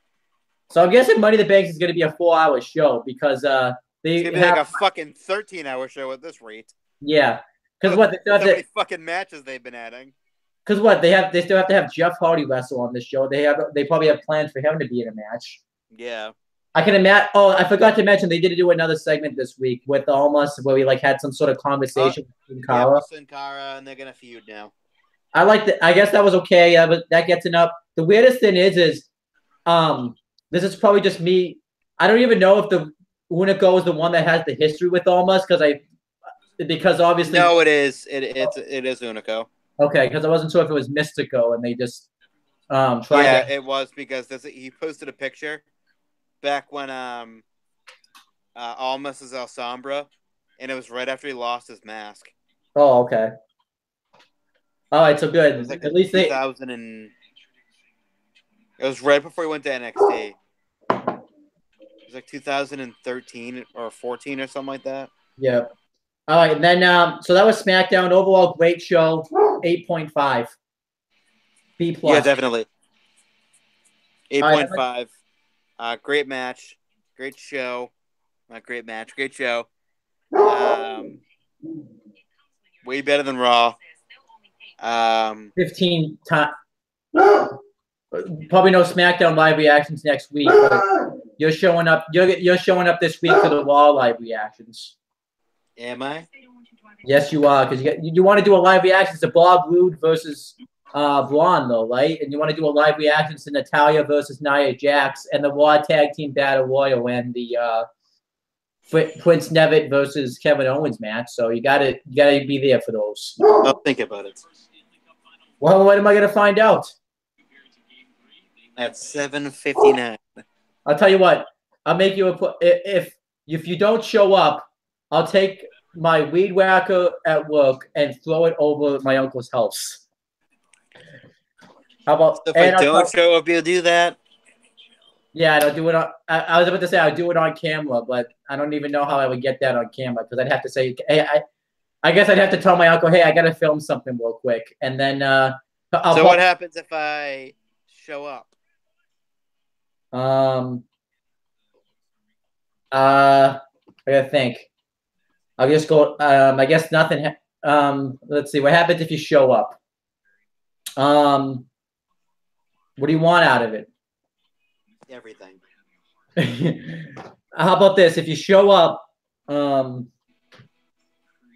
won't. Well, on landscaping, I won't take one sip of water or anything. I'll still eat, but I won't take any sips of water. I thought you said you're gonna take a pee. I was like, wait a minute. No. I won't take one. While I'm there. I'll be at work and won't drink any water for the whole day. Sounds tempting, but I wouldn't know if you did it though. I'll do a video after work because I have to do the NXT live react. Yeah, I have to do the NXT live reaction. Well, wait, but I can't go the whole day without drinking water because that'll fucking. I'll take just show up to my party. Oh, I'll show up to your party next week. Next week? It's not next week. At the end of the month, I'll show. And how about this? I'll show up to your party at the end of the month, and I'll spend the night. Yeah. So and I'll get drunk because if I spend the night, obviously it means I can get drunk. Yeah. I think a couple other people will be spending the night too. So. Are the same people coming that came last year? Yeah. I probably won't even remember him when I see him because I haven't seen him since then. So Yeah. so hopefully they're not watching this video. No, but they won't. They definitely aren't. Well, I know they're not right now, but I wasn't sure if they were going to later on in life. So, all right, let's review 205 Live. I don't need to look up anything on 205 Live because I just watched it. So we had the commentary team of Vic Joseph, Percy Watson, and I almost said Drew Gulak because he was actually on commentary. He was on commentary, handing out pamphlets, and yeah, it made me laugh hysterically. Yes, it did. But there was Nigel McGuinness who also was on. So I'm happy for Percy Watson. He kind of got called up in a way, sort of. He did too, yeah. I don't know if you know because I know you watch. Actually, pretty good in commentary. Yeah. He got to commentate. He's commentating for 205 Live, and he also because I know you don't watch Main Event, but he's been commentating for Main Event too. So, this is good for Percy Watson. I don't know how long. I don't know if he'll ever go to Raw or SmackDown anytime soon, but yeah, the first match step up for him though, main roster duties, I guess. Yeah, and then we had the first match on the show. It was the Brian Kendrick and Gentleman Jack Gallagher versus Lindsay Dorado and Kalisto with Grand Metalik ringside. The Lucha House Party cut some sort of like weird promo that I don't even know like half the words they were talking about. So I don't even know either because I speak in Spanish. Yeah, but I guess it wasn't necessarily a bad promo. What seems kind of weird, I guess, if they're not going with the cruiserweight tag division, these whole teams seem pointless. But I don't hate the fact that they're not going with the cruiserweight tag division because I feel like WWE wouldn't really know what to do. I mean, but it's like a lot of those players would be like lost in the shuffle too. Like a lot of the superstars would be lost in the shuffle. What with with it or without it? Without it. Well, yeah. Right now. Well, pretty much how it is. And if you're not wrestling for the title in 205 Live, you're pretty much lost in the shuffle. So. Because that's always how it's been, but at least they're not completely lost in the shuffle because this is some type of a feud. But what the weird thing is that this was pretty much a repeat match for me because I just saw this match on Main Event. It was a little different because Gulak interfered. But Kendrick made Dorado tap out to the captain's hook, which kind of shows that Dorado's the fall guy because they think more highly of Kalisto than Lindsay Dorado. So. Oh yeah. And then obviously we know a 6-man tag team match is going to come out of this between Lucha House Party versus Gulak, Gentleman Jack Gallagher, and Lee Brian Kendrick. It's kind of strange though to see Gallagher and Gulak work together since they're facing each other in the first round of the UK tournament. But it seems like it's just going to be more based on respect than anything else because of the tweets they've been sending out. But what I would like to see happen is if the 6-man tag team match happens around the same time the tournament's about to happen, have some sort of miscommunication, and obviously they'll make some sort of feud out of it. Yeah. Well, obviously we'll have to wait and see. But what did you think of this match and segment? Because this is the first time you've seen any of these guys wrestle since. Actually, I don't even know. I haven't seen them wrestle, so. Yeah. What did you think of this match and everything? It was good. It was very good. Oh, I like the Gulak and Gallagher and Kendrick team. Yeah, I do like that team. I do like the Lucha House Party team too, though. Except for their annoying fucking noisemakers they had. Yeah, you get used to it when you watch the show every week. So, and plus you only had to deal with one of them this time because usually it's two of them, and that's like. Oh, but anyhow, yeah, I do like the team up of Gulak, but like I said, with I'm really not that mad that they nixed the cruiserweight tag division because, like I said, they have enough titles in WWE as it is. So, I'm really not that mad about it. And then we had 2 promo segments, one by Mustafa Ali and then another one by Tony Nese, kind of giving their thoughts of what they thought of the cruiserweight title match to come. Mustafa Ali pretty much just was neutral towards it, but wanted Cedric to win because he wants to dethrone him. And Tony Nese, it's so weird what they're doing with Tony Nese because they switched him twice from face to heel because he was like feuding with Drew Gulak. Now all of a sudden he's back to like the abs Tony Nese, the Tony Nese that I don't really seem to care for. So he pretty much is just saying that Buddy Murphy's going to win. And he gave reasons why, but we pretty much know it's because he's a heel. Buddy Murphy is a heel. You could see why he would root for Buddy Murphy. So then afterwards, they did an interview with Drake Maverick. I almost called him the wrong name, but yeah, they did an interview with him, kind of giving his thoughts on the Cruiserweight title match. He randomly brought up that TJP wants to go to SmackDown, which was random, but overall, I thought Drake Maverick's probably the second best authority figure they have, which is strange. It kind of sucks they don't utilize him a lot more because I know, yeah. Because he's really good in that role.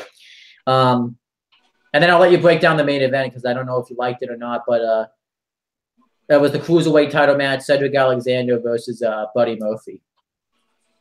I really, really liked this match. I thought it was excellent. Yeah, definitely. It's just, it was a great match. And you notice too, they wanted to give this match a lot of time because this match took place like I think a half hour before the show ended. So. Oh yeah, they give it plenty of time. Yeah. It was definitely worth it too. It's really, I don't have any words to describe it. But, yeah, it was very good. And then obviously Cedric retained, which I thought made sense because all the guys in the Cruiserweight division that would be top contenders are mainly heels. And yeah, Cedric Alexander, I don't think needs to lose the title right now. I think he's actually doing really well as Cruiserweight champion. Definitely built that brand back up. Oh, definitely.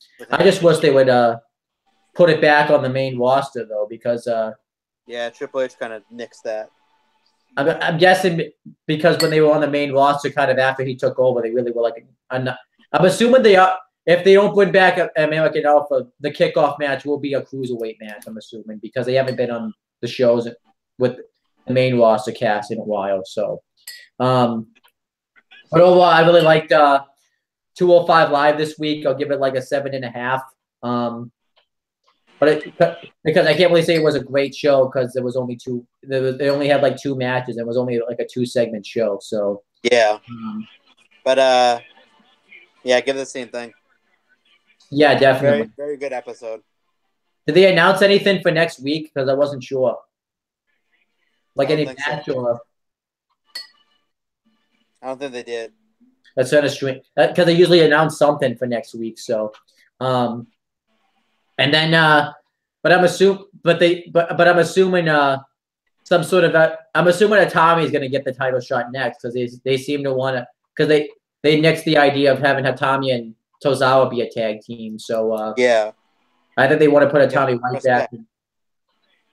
But what I think is probably going to happen is they're going to have Mustafa Ali go back with Cedric either as a heel. I'm not sure what's going on with that because it seems like they're trying to build up some sort of program with them, but I'm not sure. Yeah, I mean that program can work as face though. Oh yeah, definitely. And then it clearly did before. Yeah, definitely. But yeah, overall 205 Live was really good. Now let's break down NXT. NXT I thought was really good this week, except the main event. Which I expected not to deliver anyway, so I really wasn't disappointed. But the first thing that happened was they showed a video package. I'm mentioning this because it was kind of important throughout the show, talking about how Johnny Gargano and talking about their feud with Johnny Gargano and Tommaso Ciampa, and pretty much they just said that both aren't going to be on the show because of what happened last week. They think that it's too dangerous for both of them to be on the show, but they're going to have a street fight at NXT TakeOver Chicago 2. Which Candice doesn't like. Yeah, because she posted about it on Twitter that she's recovering from her injuries, but she doesn't like the street fight. So that's obviously going to lead into something. They do something, but they did do something with this storyline sort of in this show. We'll talk about that when we get there.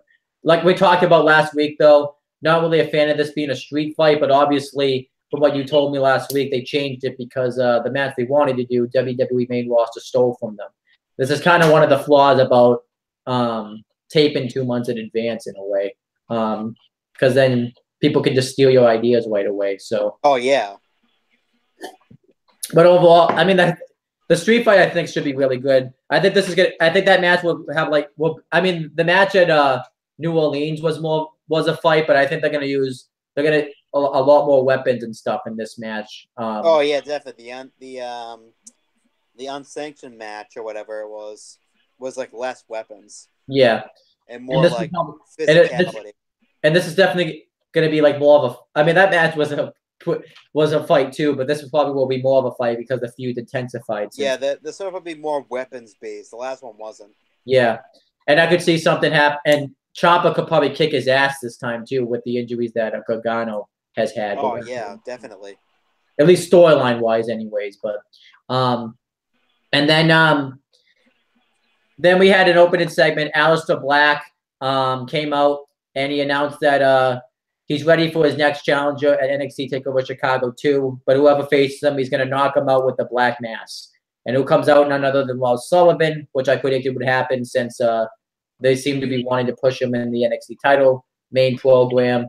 And he says that he has the next NXT championship match. And he said that Aleister Black has never faced anybody as strong as him and as sadistic as him. And Aleister Black and Lars Sullivan tries to choke slam him or something. And then Aleister Black is able to fight out of it. At first, he goes for the Black Mass. And Lars Sullivan catches it, which showed that Lars Sullivan can be quick at the same time. And ends up laying him out with a freak accident. And I think he held up the championship afterwards. And overall, I thought this was a really good segment build up to the NXT title match. And it made Lars Sullivan look like a credible threat to the NXT championship. So this will get. Oh, it gets enough. It was awesome. Yeah. Lars Sullivan looks dominant. Definitely, yeah. I'm assuming he's probably just going to look dominant, and then I'm assuming he's probably being called up soon because he's getting a title match, and he'll probably be called up shortly after his title match because I don't think he's going to win. Yeah, or it could be the other way around, but I don't think Black's losing the title. Yeah, I think it's still too early for him to lose it, but you never know. And then we had the first actual match on the show.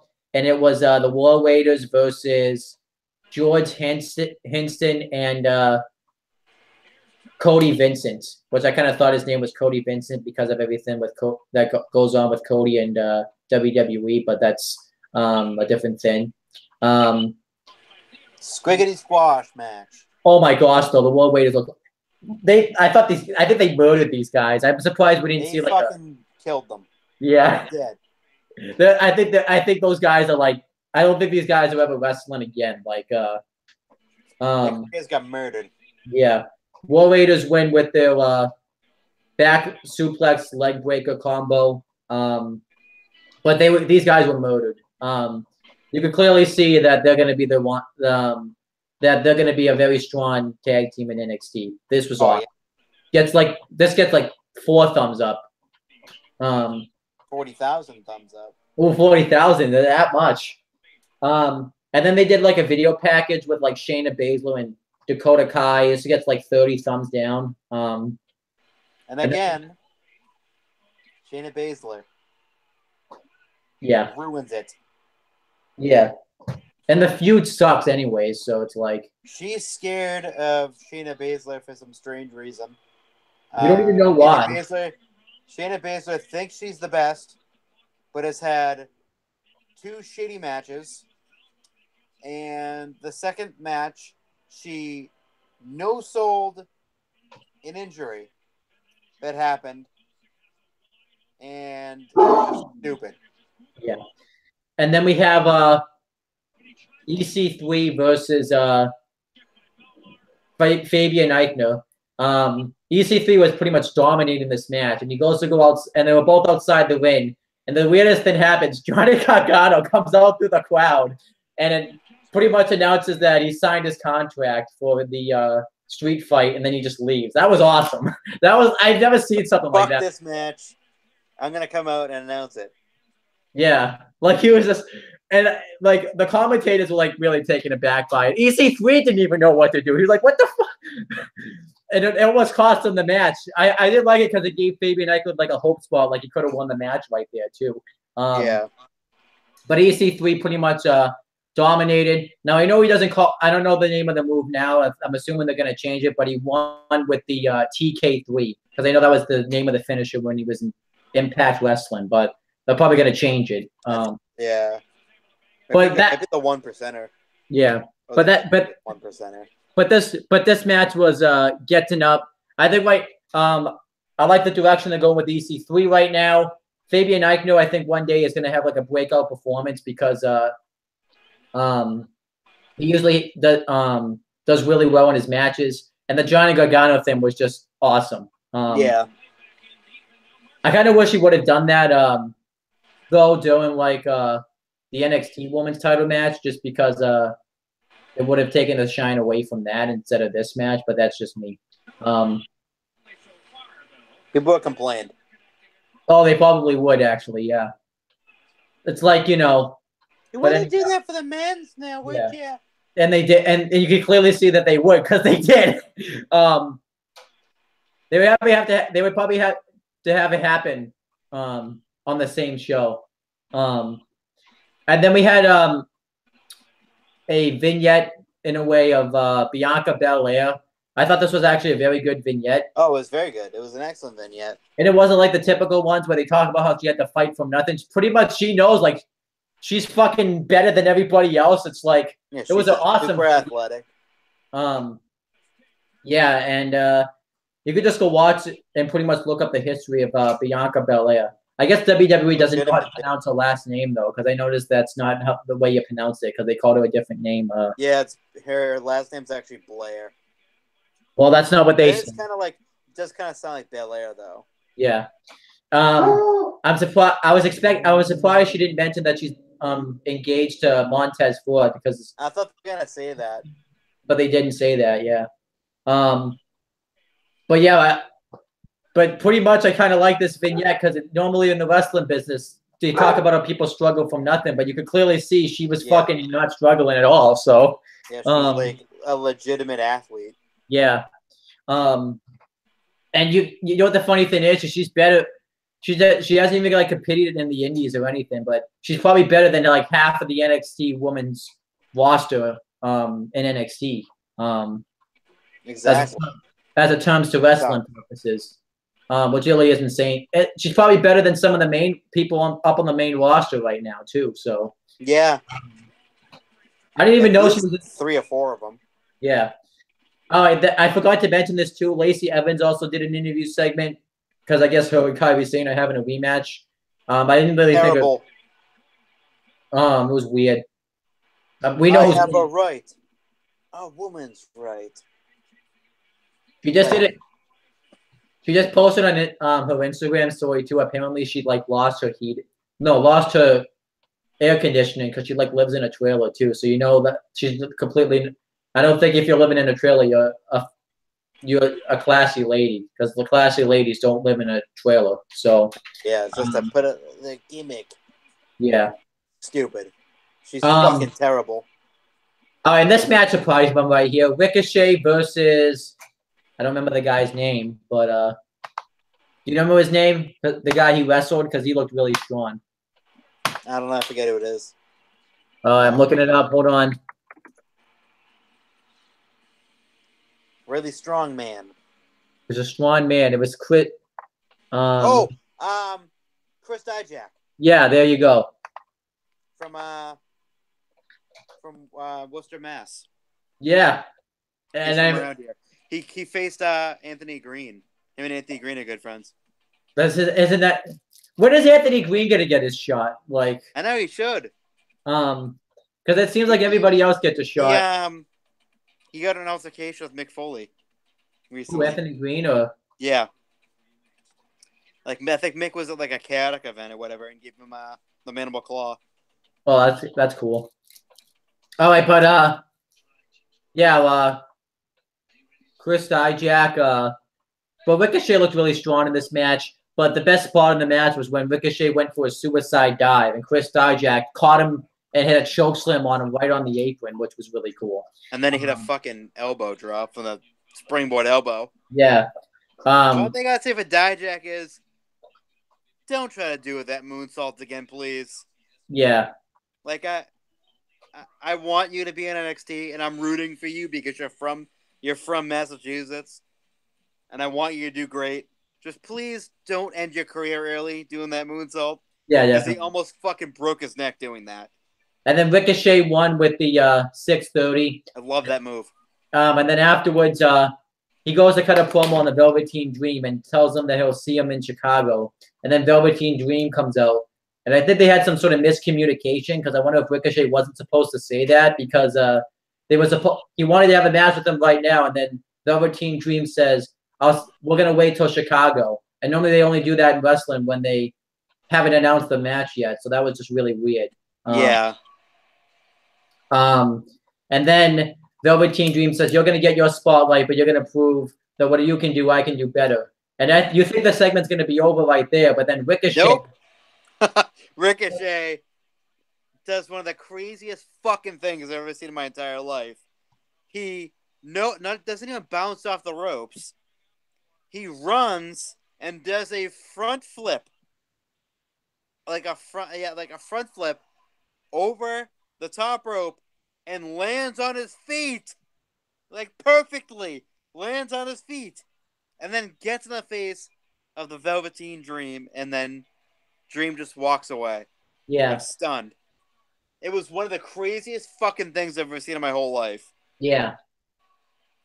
I've never seen anyone do that before. Yeah.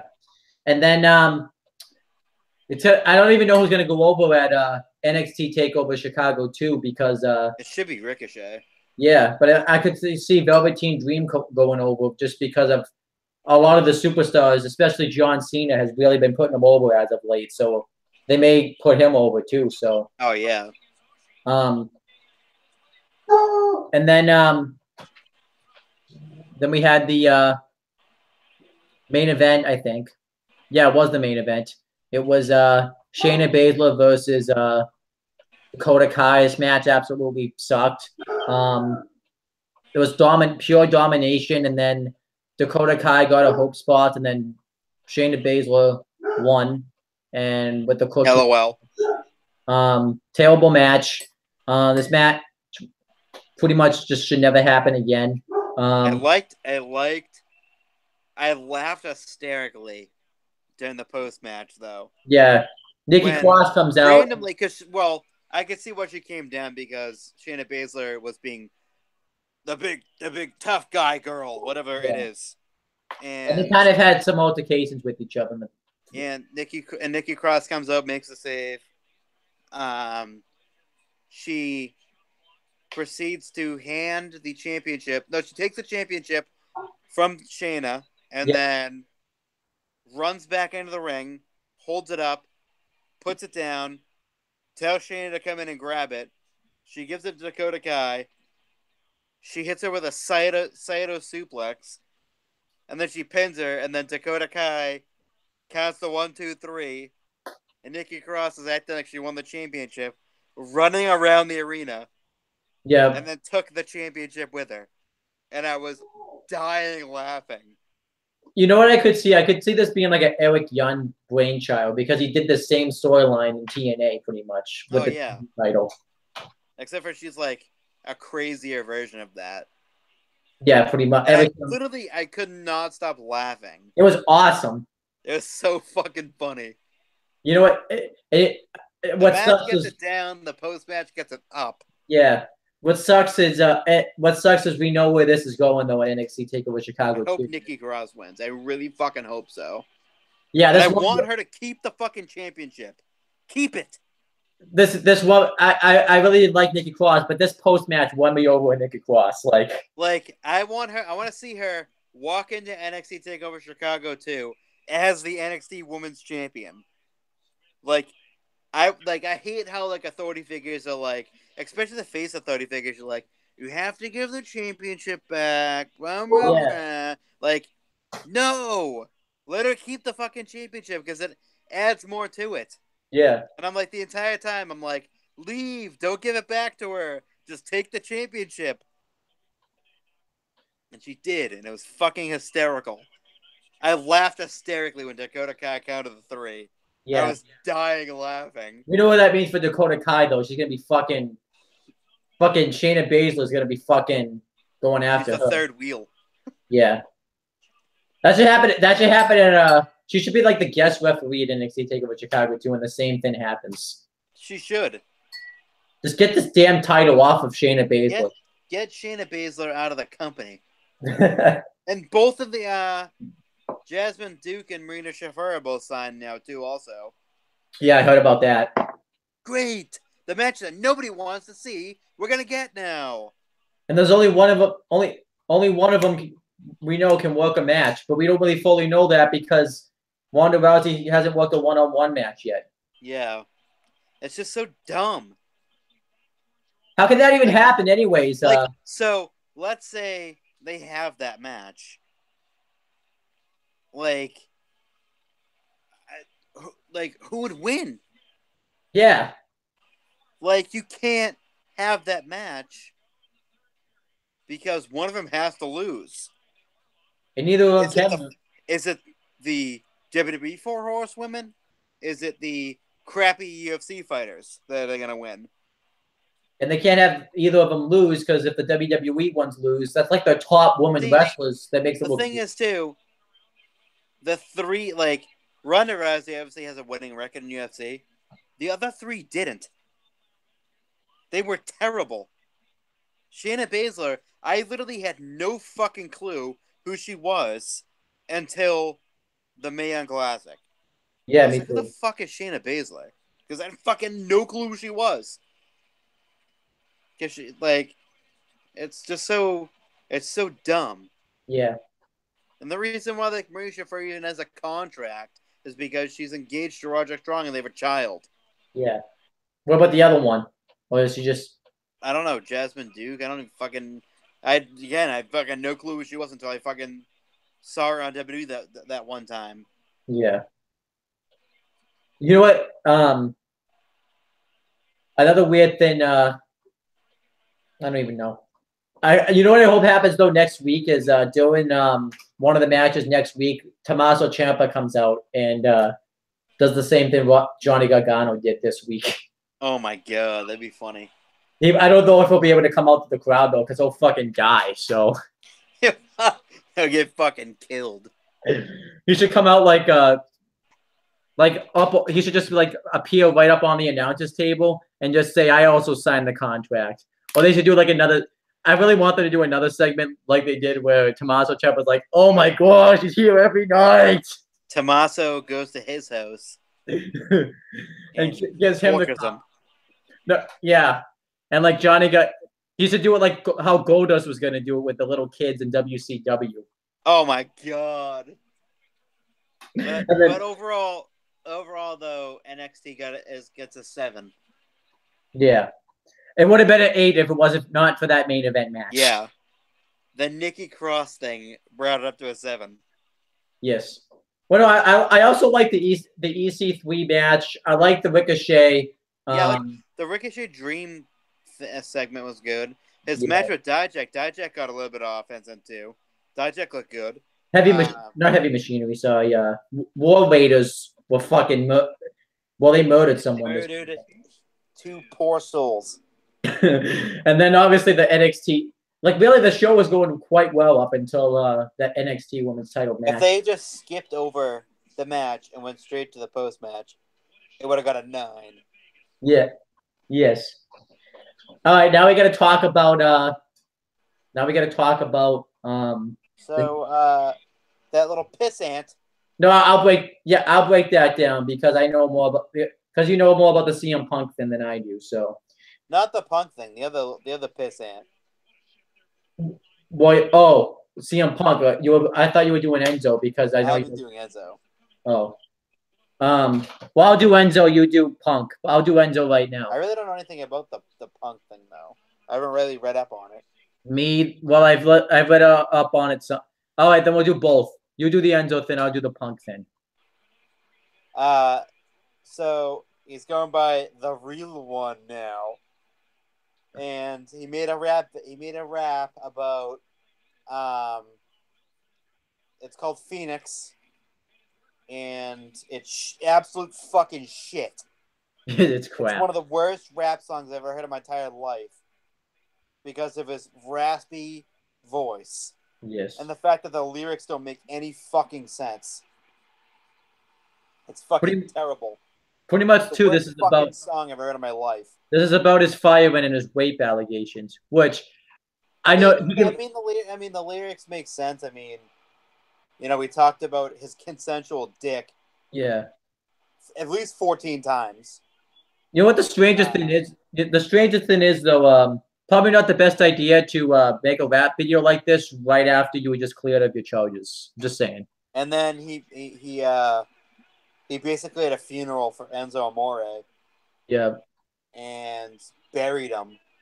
And apparently, like, he had 2 shovels there for like the people who were gonna come and bury him, Yeah. like the haters.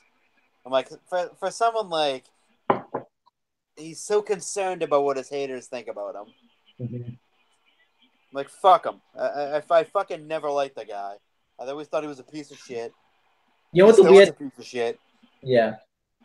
The People weird are thing. saying, "Oh, bring him back." I don't want him back. Are you That's the fucking weird. kidding me? That's the weird thing is there's people that like actually want this guy to come back and feel bad for this guy. Like I what? don't. Yeah. I He actually brought was this upon himself. It's not the allegations that got him fired. It's the fact that he didn't tell his fucking employer that he had allegations. Yeah. He hid it from them. That would be like me going to my that's like me at work and I'm a convicted felon and not telling anyone. Yeah. Like, you're gonna get fired. Yeah. Or like you have not like you're convicted, like you got the conviction after you got hired, because Yeah. this happens after he was in WWE. So be Yeah. like, while you're working, you're a convicted felon because you killed someone or whatever, and you're hiding it from people. You're hiding it from your boss. You're gonna get fired, Exactly. or like a drug charge or something. Like, you're gonna get fired from withholding that information from your employer. Like, that's, and he's making such a big deal of it. Like, first of all, you were never good in the first place. The Never good. You were shit. only thing he You were was the good at guy was that got the piss beaten out of him. Then did a big cast in there to fight for the hot tag. yeah. And you fucking thought you knew everything in the wrestling business, even though you were fucking complete garbage. Yeah, exactly. You were the biggest shit talker in WWE. You could talk your way out of anything. Yep. And that was the proof is in the pudding, because Simon Gotch fucking hates his guts and went on a shoot interview and said that Enzo thought he knew everything, and he had never taken that bump before where he would slide underneath the rope, the one where he fucking gave himself a severe concussion. Yep. Even before, Simon said that when he was putting the heat on him, he said that he's like, "Do you still want to do this?" And he was like, "Yeah, let's do it still." And he didn't fucking take the bump properly, and he fucking nearly ended his life Yeah. because he's an idiot who thought he knew everything. He brought down a whole division. He did. He single-handed, like how good the Cruiser division got after that fucking pissant was fired. Because you know why? Because Triple H got it, and they stopped fucking doing stupid storylines that made no sense. Not the storyline where everyone was best friends. They were all best friends at one point in time. Then they all turned on each other. Like Kendrick and Perkins. That was their feud for 3 straight months. Was because they were best friends. And Kendrick would drive him everywhere, and he trained him. That was their feud. Not because they wanted to beat the shit out of each other. They were best friends. That was the whole purpose of that feud. Stupid. Utterly stupid. Well, that's that shit bag. Apparently, he doesn't know what a wrestling fan looks like either. He thinks the wrestling fans are just fat and like, Mom, it's 15 years of wrestling. yeah. Mom. Like, okay. We clearly know what that was about. Yeah. Like he makes me so fucking mad. What if he shows up at your I'm independence? fucking kicking him in the balls. Well, it's a consensual penis. I mean, it's consensual then. Yeah. I have a feeling like he'll be like Tommaso Ciampa. He won't be able to go to your Independence Day party. It's a consensual penis. I have a feeling like if he goes to your Independence Day party, we're gonna see Enzo Amore is gonna die. It's a dick kick city. Yeah. All right, let's talk about CM Punk now because he's made a resurgence back in the wrestling scene. This whole point of this thing is WWE's trying to get him back. That's basically what it is, because they are technically I think he's not technically still employed by them, but they're using it as like a stranglehold in a way. Yeah. To get him back. Will it work? We don't. It should be. I mean, I get why they're trying to do it, because they want him back. Yeah. And he should. The only reason the only thing that will make him come back is probably I give him a part-time schedule. Yeah. Well, the only thing that will probably make him say yes is if he gets his ass kicked in UFC again. So. Which I think will happen. Because I have a feel we know that All In event's going to be in Chicago, and if CM Punk goes to that show, we know that show. No matter if that show tanks or not, that show is going to be talked about. Oh yeah. So maybe I have a feeling they don't want. And I'm going to laugh hysterically if Punk doesn't show up to All In, because everyone's convinced that he's showing up. I'm going to laugh hysterically if he doesn't. Are you convinced he's showing up? No. What makes you say he won't show? What makes you say he won't show up? They could just throw a swerve last second and say he's not there. I hear he's doing signings at the show though. Was that he's doing signings in Chicago at Hot Topic, I think is what it is, or whatever, like an hour before the show. Part of me thinks he's not gonna. Yeah. Like, if he wins his UFC fight, then no. You know what they should do? They should probably not going to want to go back to wrestling. They should do like a thing where him and Cody take a picture together, like before the show happens, to make him think. Like, remember, when Enzo Amore. Oh, when they showed the picture of Punk at the airport, like every fucking time for like a year straight, like after he left, it was like, oh, look who's at the airport. And it's like a picture of Punk from like 3 years before that. Yeah. Oh, no. Remember when they showed a picture of Austin Aries, like, right when he left WWE, but he, like, already shaved his head and everything? Like, oh, yeah. Like, that was so weird. Yeah. Like, it was coincidence. And then I remember Austin Aries made, like, an Instagram post about it. Like, I guess if you just post past pictures of yourself, people think that you're going back to WWE, even though people have been seeing, because he literally posts a picture like every day on Instagram. It's like, I know, yeah. It's just the crazy. He's vegan now. Huh? He's vegan. Yeah. That automatically means that he's better than you. Yeah. All right, that's everything we're gonna talk about. So yeah, please, everyone, you gotta make sure YouTube channel schedule's changing because fucking. I'm going to be working 5 days a week. You want to trade jobs? I can have your job. You have my job. No. You don't want to work 5 days a week? No. How about 6? I'm dead enough as it is. How about 6? How about no? How about 7? How about no? How about you work 8 days a week? You just work twice on Sunday. How about no? How about I work 3 and you work 2? How about I work 0 and you work 7? Why am I gonna work 7? I only have to work 5. Why do I go up to 7? I'll work 0 days of the week, but take 100% of the profit. No, that ain't fucking happening. No. You have to come. I'll take 100% of the profit. You do all the work. I'll just sit there and collect the money. Nah. So pretty much And what I'll I give you 0. We're gonna have 100-0 split. Or no. I just take the money. How about this? How about this? You work 7 days of the week, and I throw weed whackers over the house. I'm still. You're not doing anything else. I'm breaking weed whackers. I'm working 0 days of the week, and I'm collecting 100% of the profit. No, that's not happening. Deal. I said no. That's deal. That screams deal to me. How about this? How about Steve Coakley doesn't show up in 2 weeks, and I don't show up in 2 weeks, and How about Steve Coakley does it, and we collect 100% of the profit?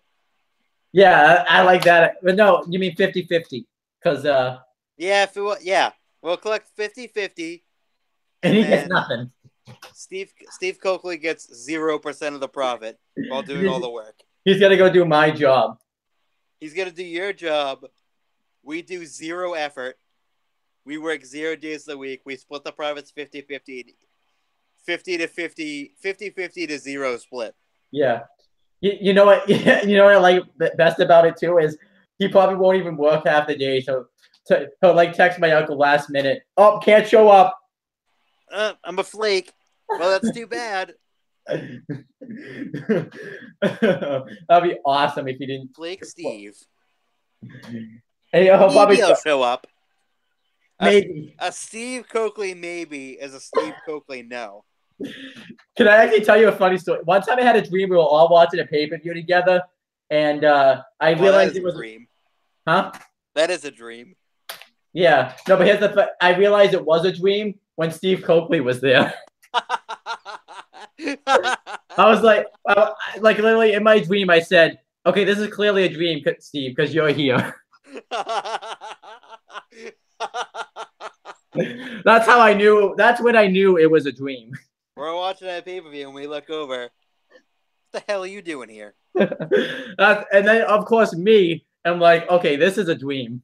And of course, this is a dream because Steve Coakley's here. And of course, because you and John were in the dream, you were trying to convince me it wasn't a dream. You guys were probably saying, no, this isn't really a dream. No, this is real life. Yeah, if that was real life, you guys would have been saying, yeah, you're right, Owen, this is a dream because Steve this is a dream. Oh my god, we should totally do that though. If he does show up, just be like, yeah, this is just a dream. Yeah, because I'm gonna probably think it's a dream then because if he does show up, like I'm gonna post that the invitation in the chat tomorrow. What if he says no? Then I'm gonna remove him from the chat. He gets it. Is NXT up for NXT Takeover Chicago too? Is that going to happen too? It depends on people's schedule. My schedule is very open. Like it's so open that you can't even close it. I don't know. I have to see what I'm doing that day too. But you're never gonna host. You're never gonna host NXT, are you?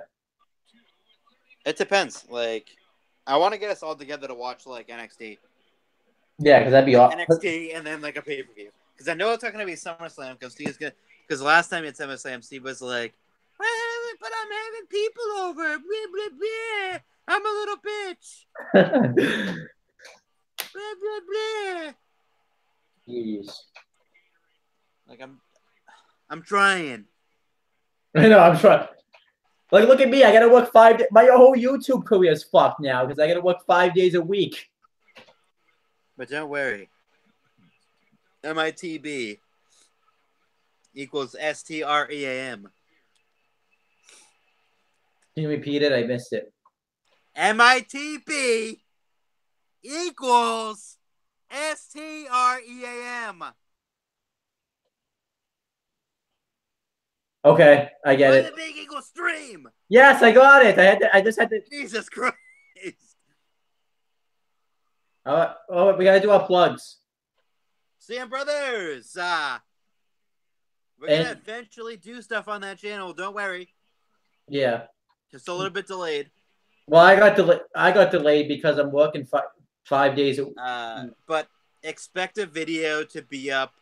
2 actually. I think we might do 2 that day. 2 streams that day before Money in the Bank. So stay tuned for those. I'm assuming we're not They might doing. go out at different times, but I'm assuming you're not doing one at your Independence Day party because it's going to be too impossible to do it then. yeah, that'd actually be interesting. Maybe the next day if you stay over.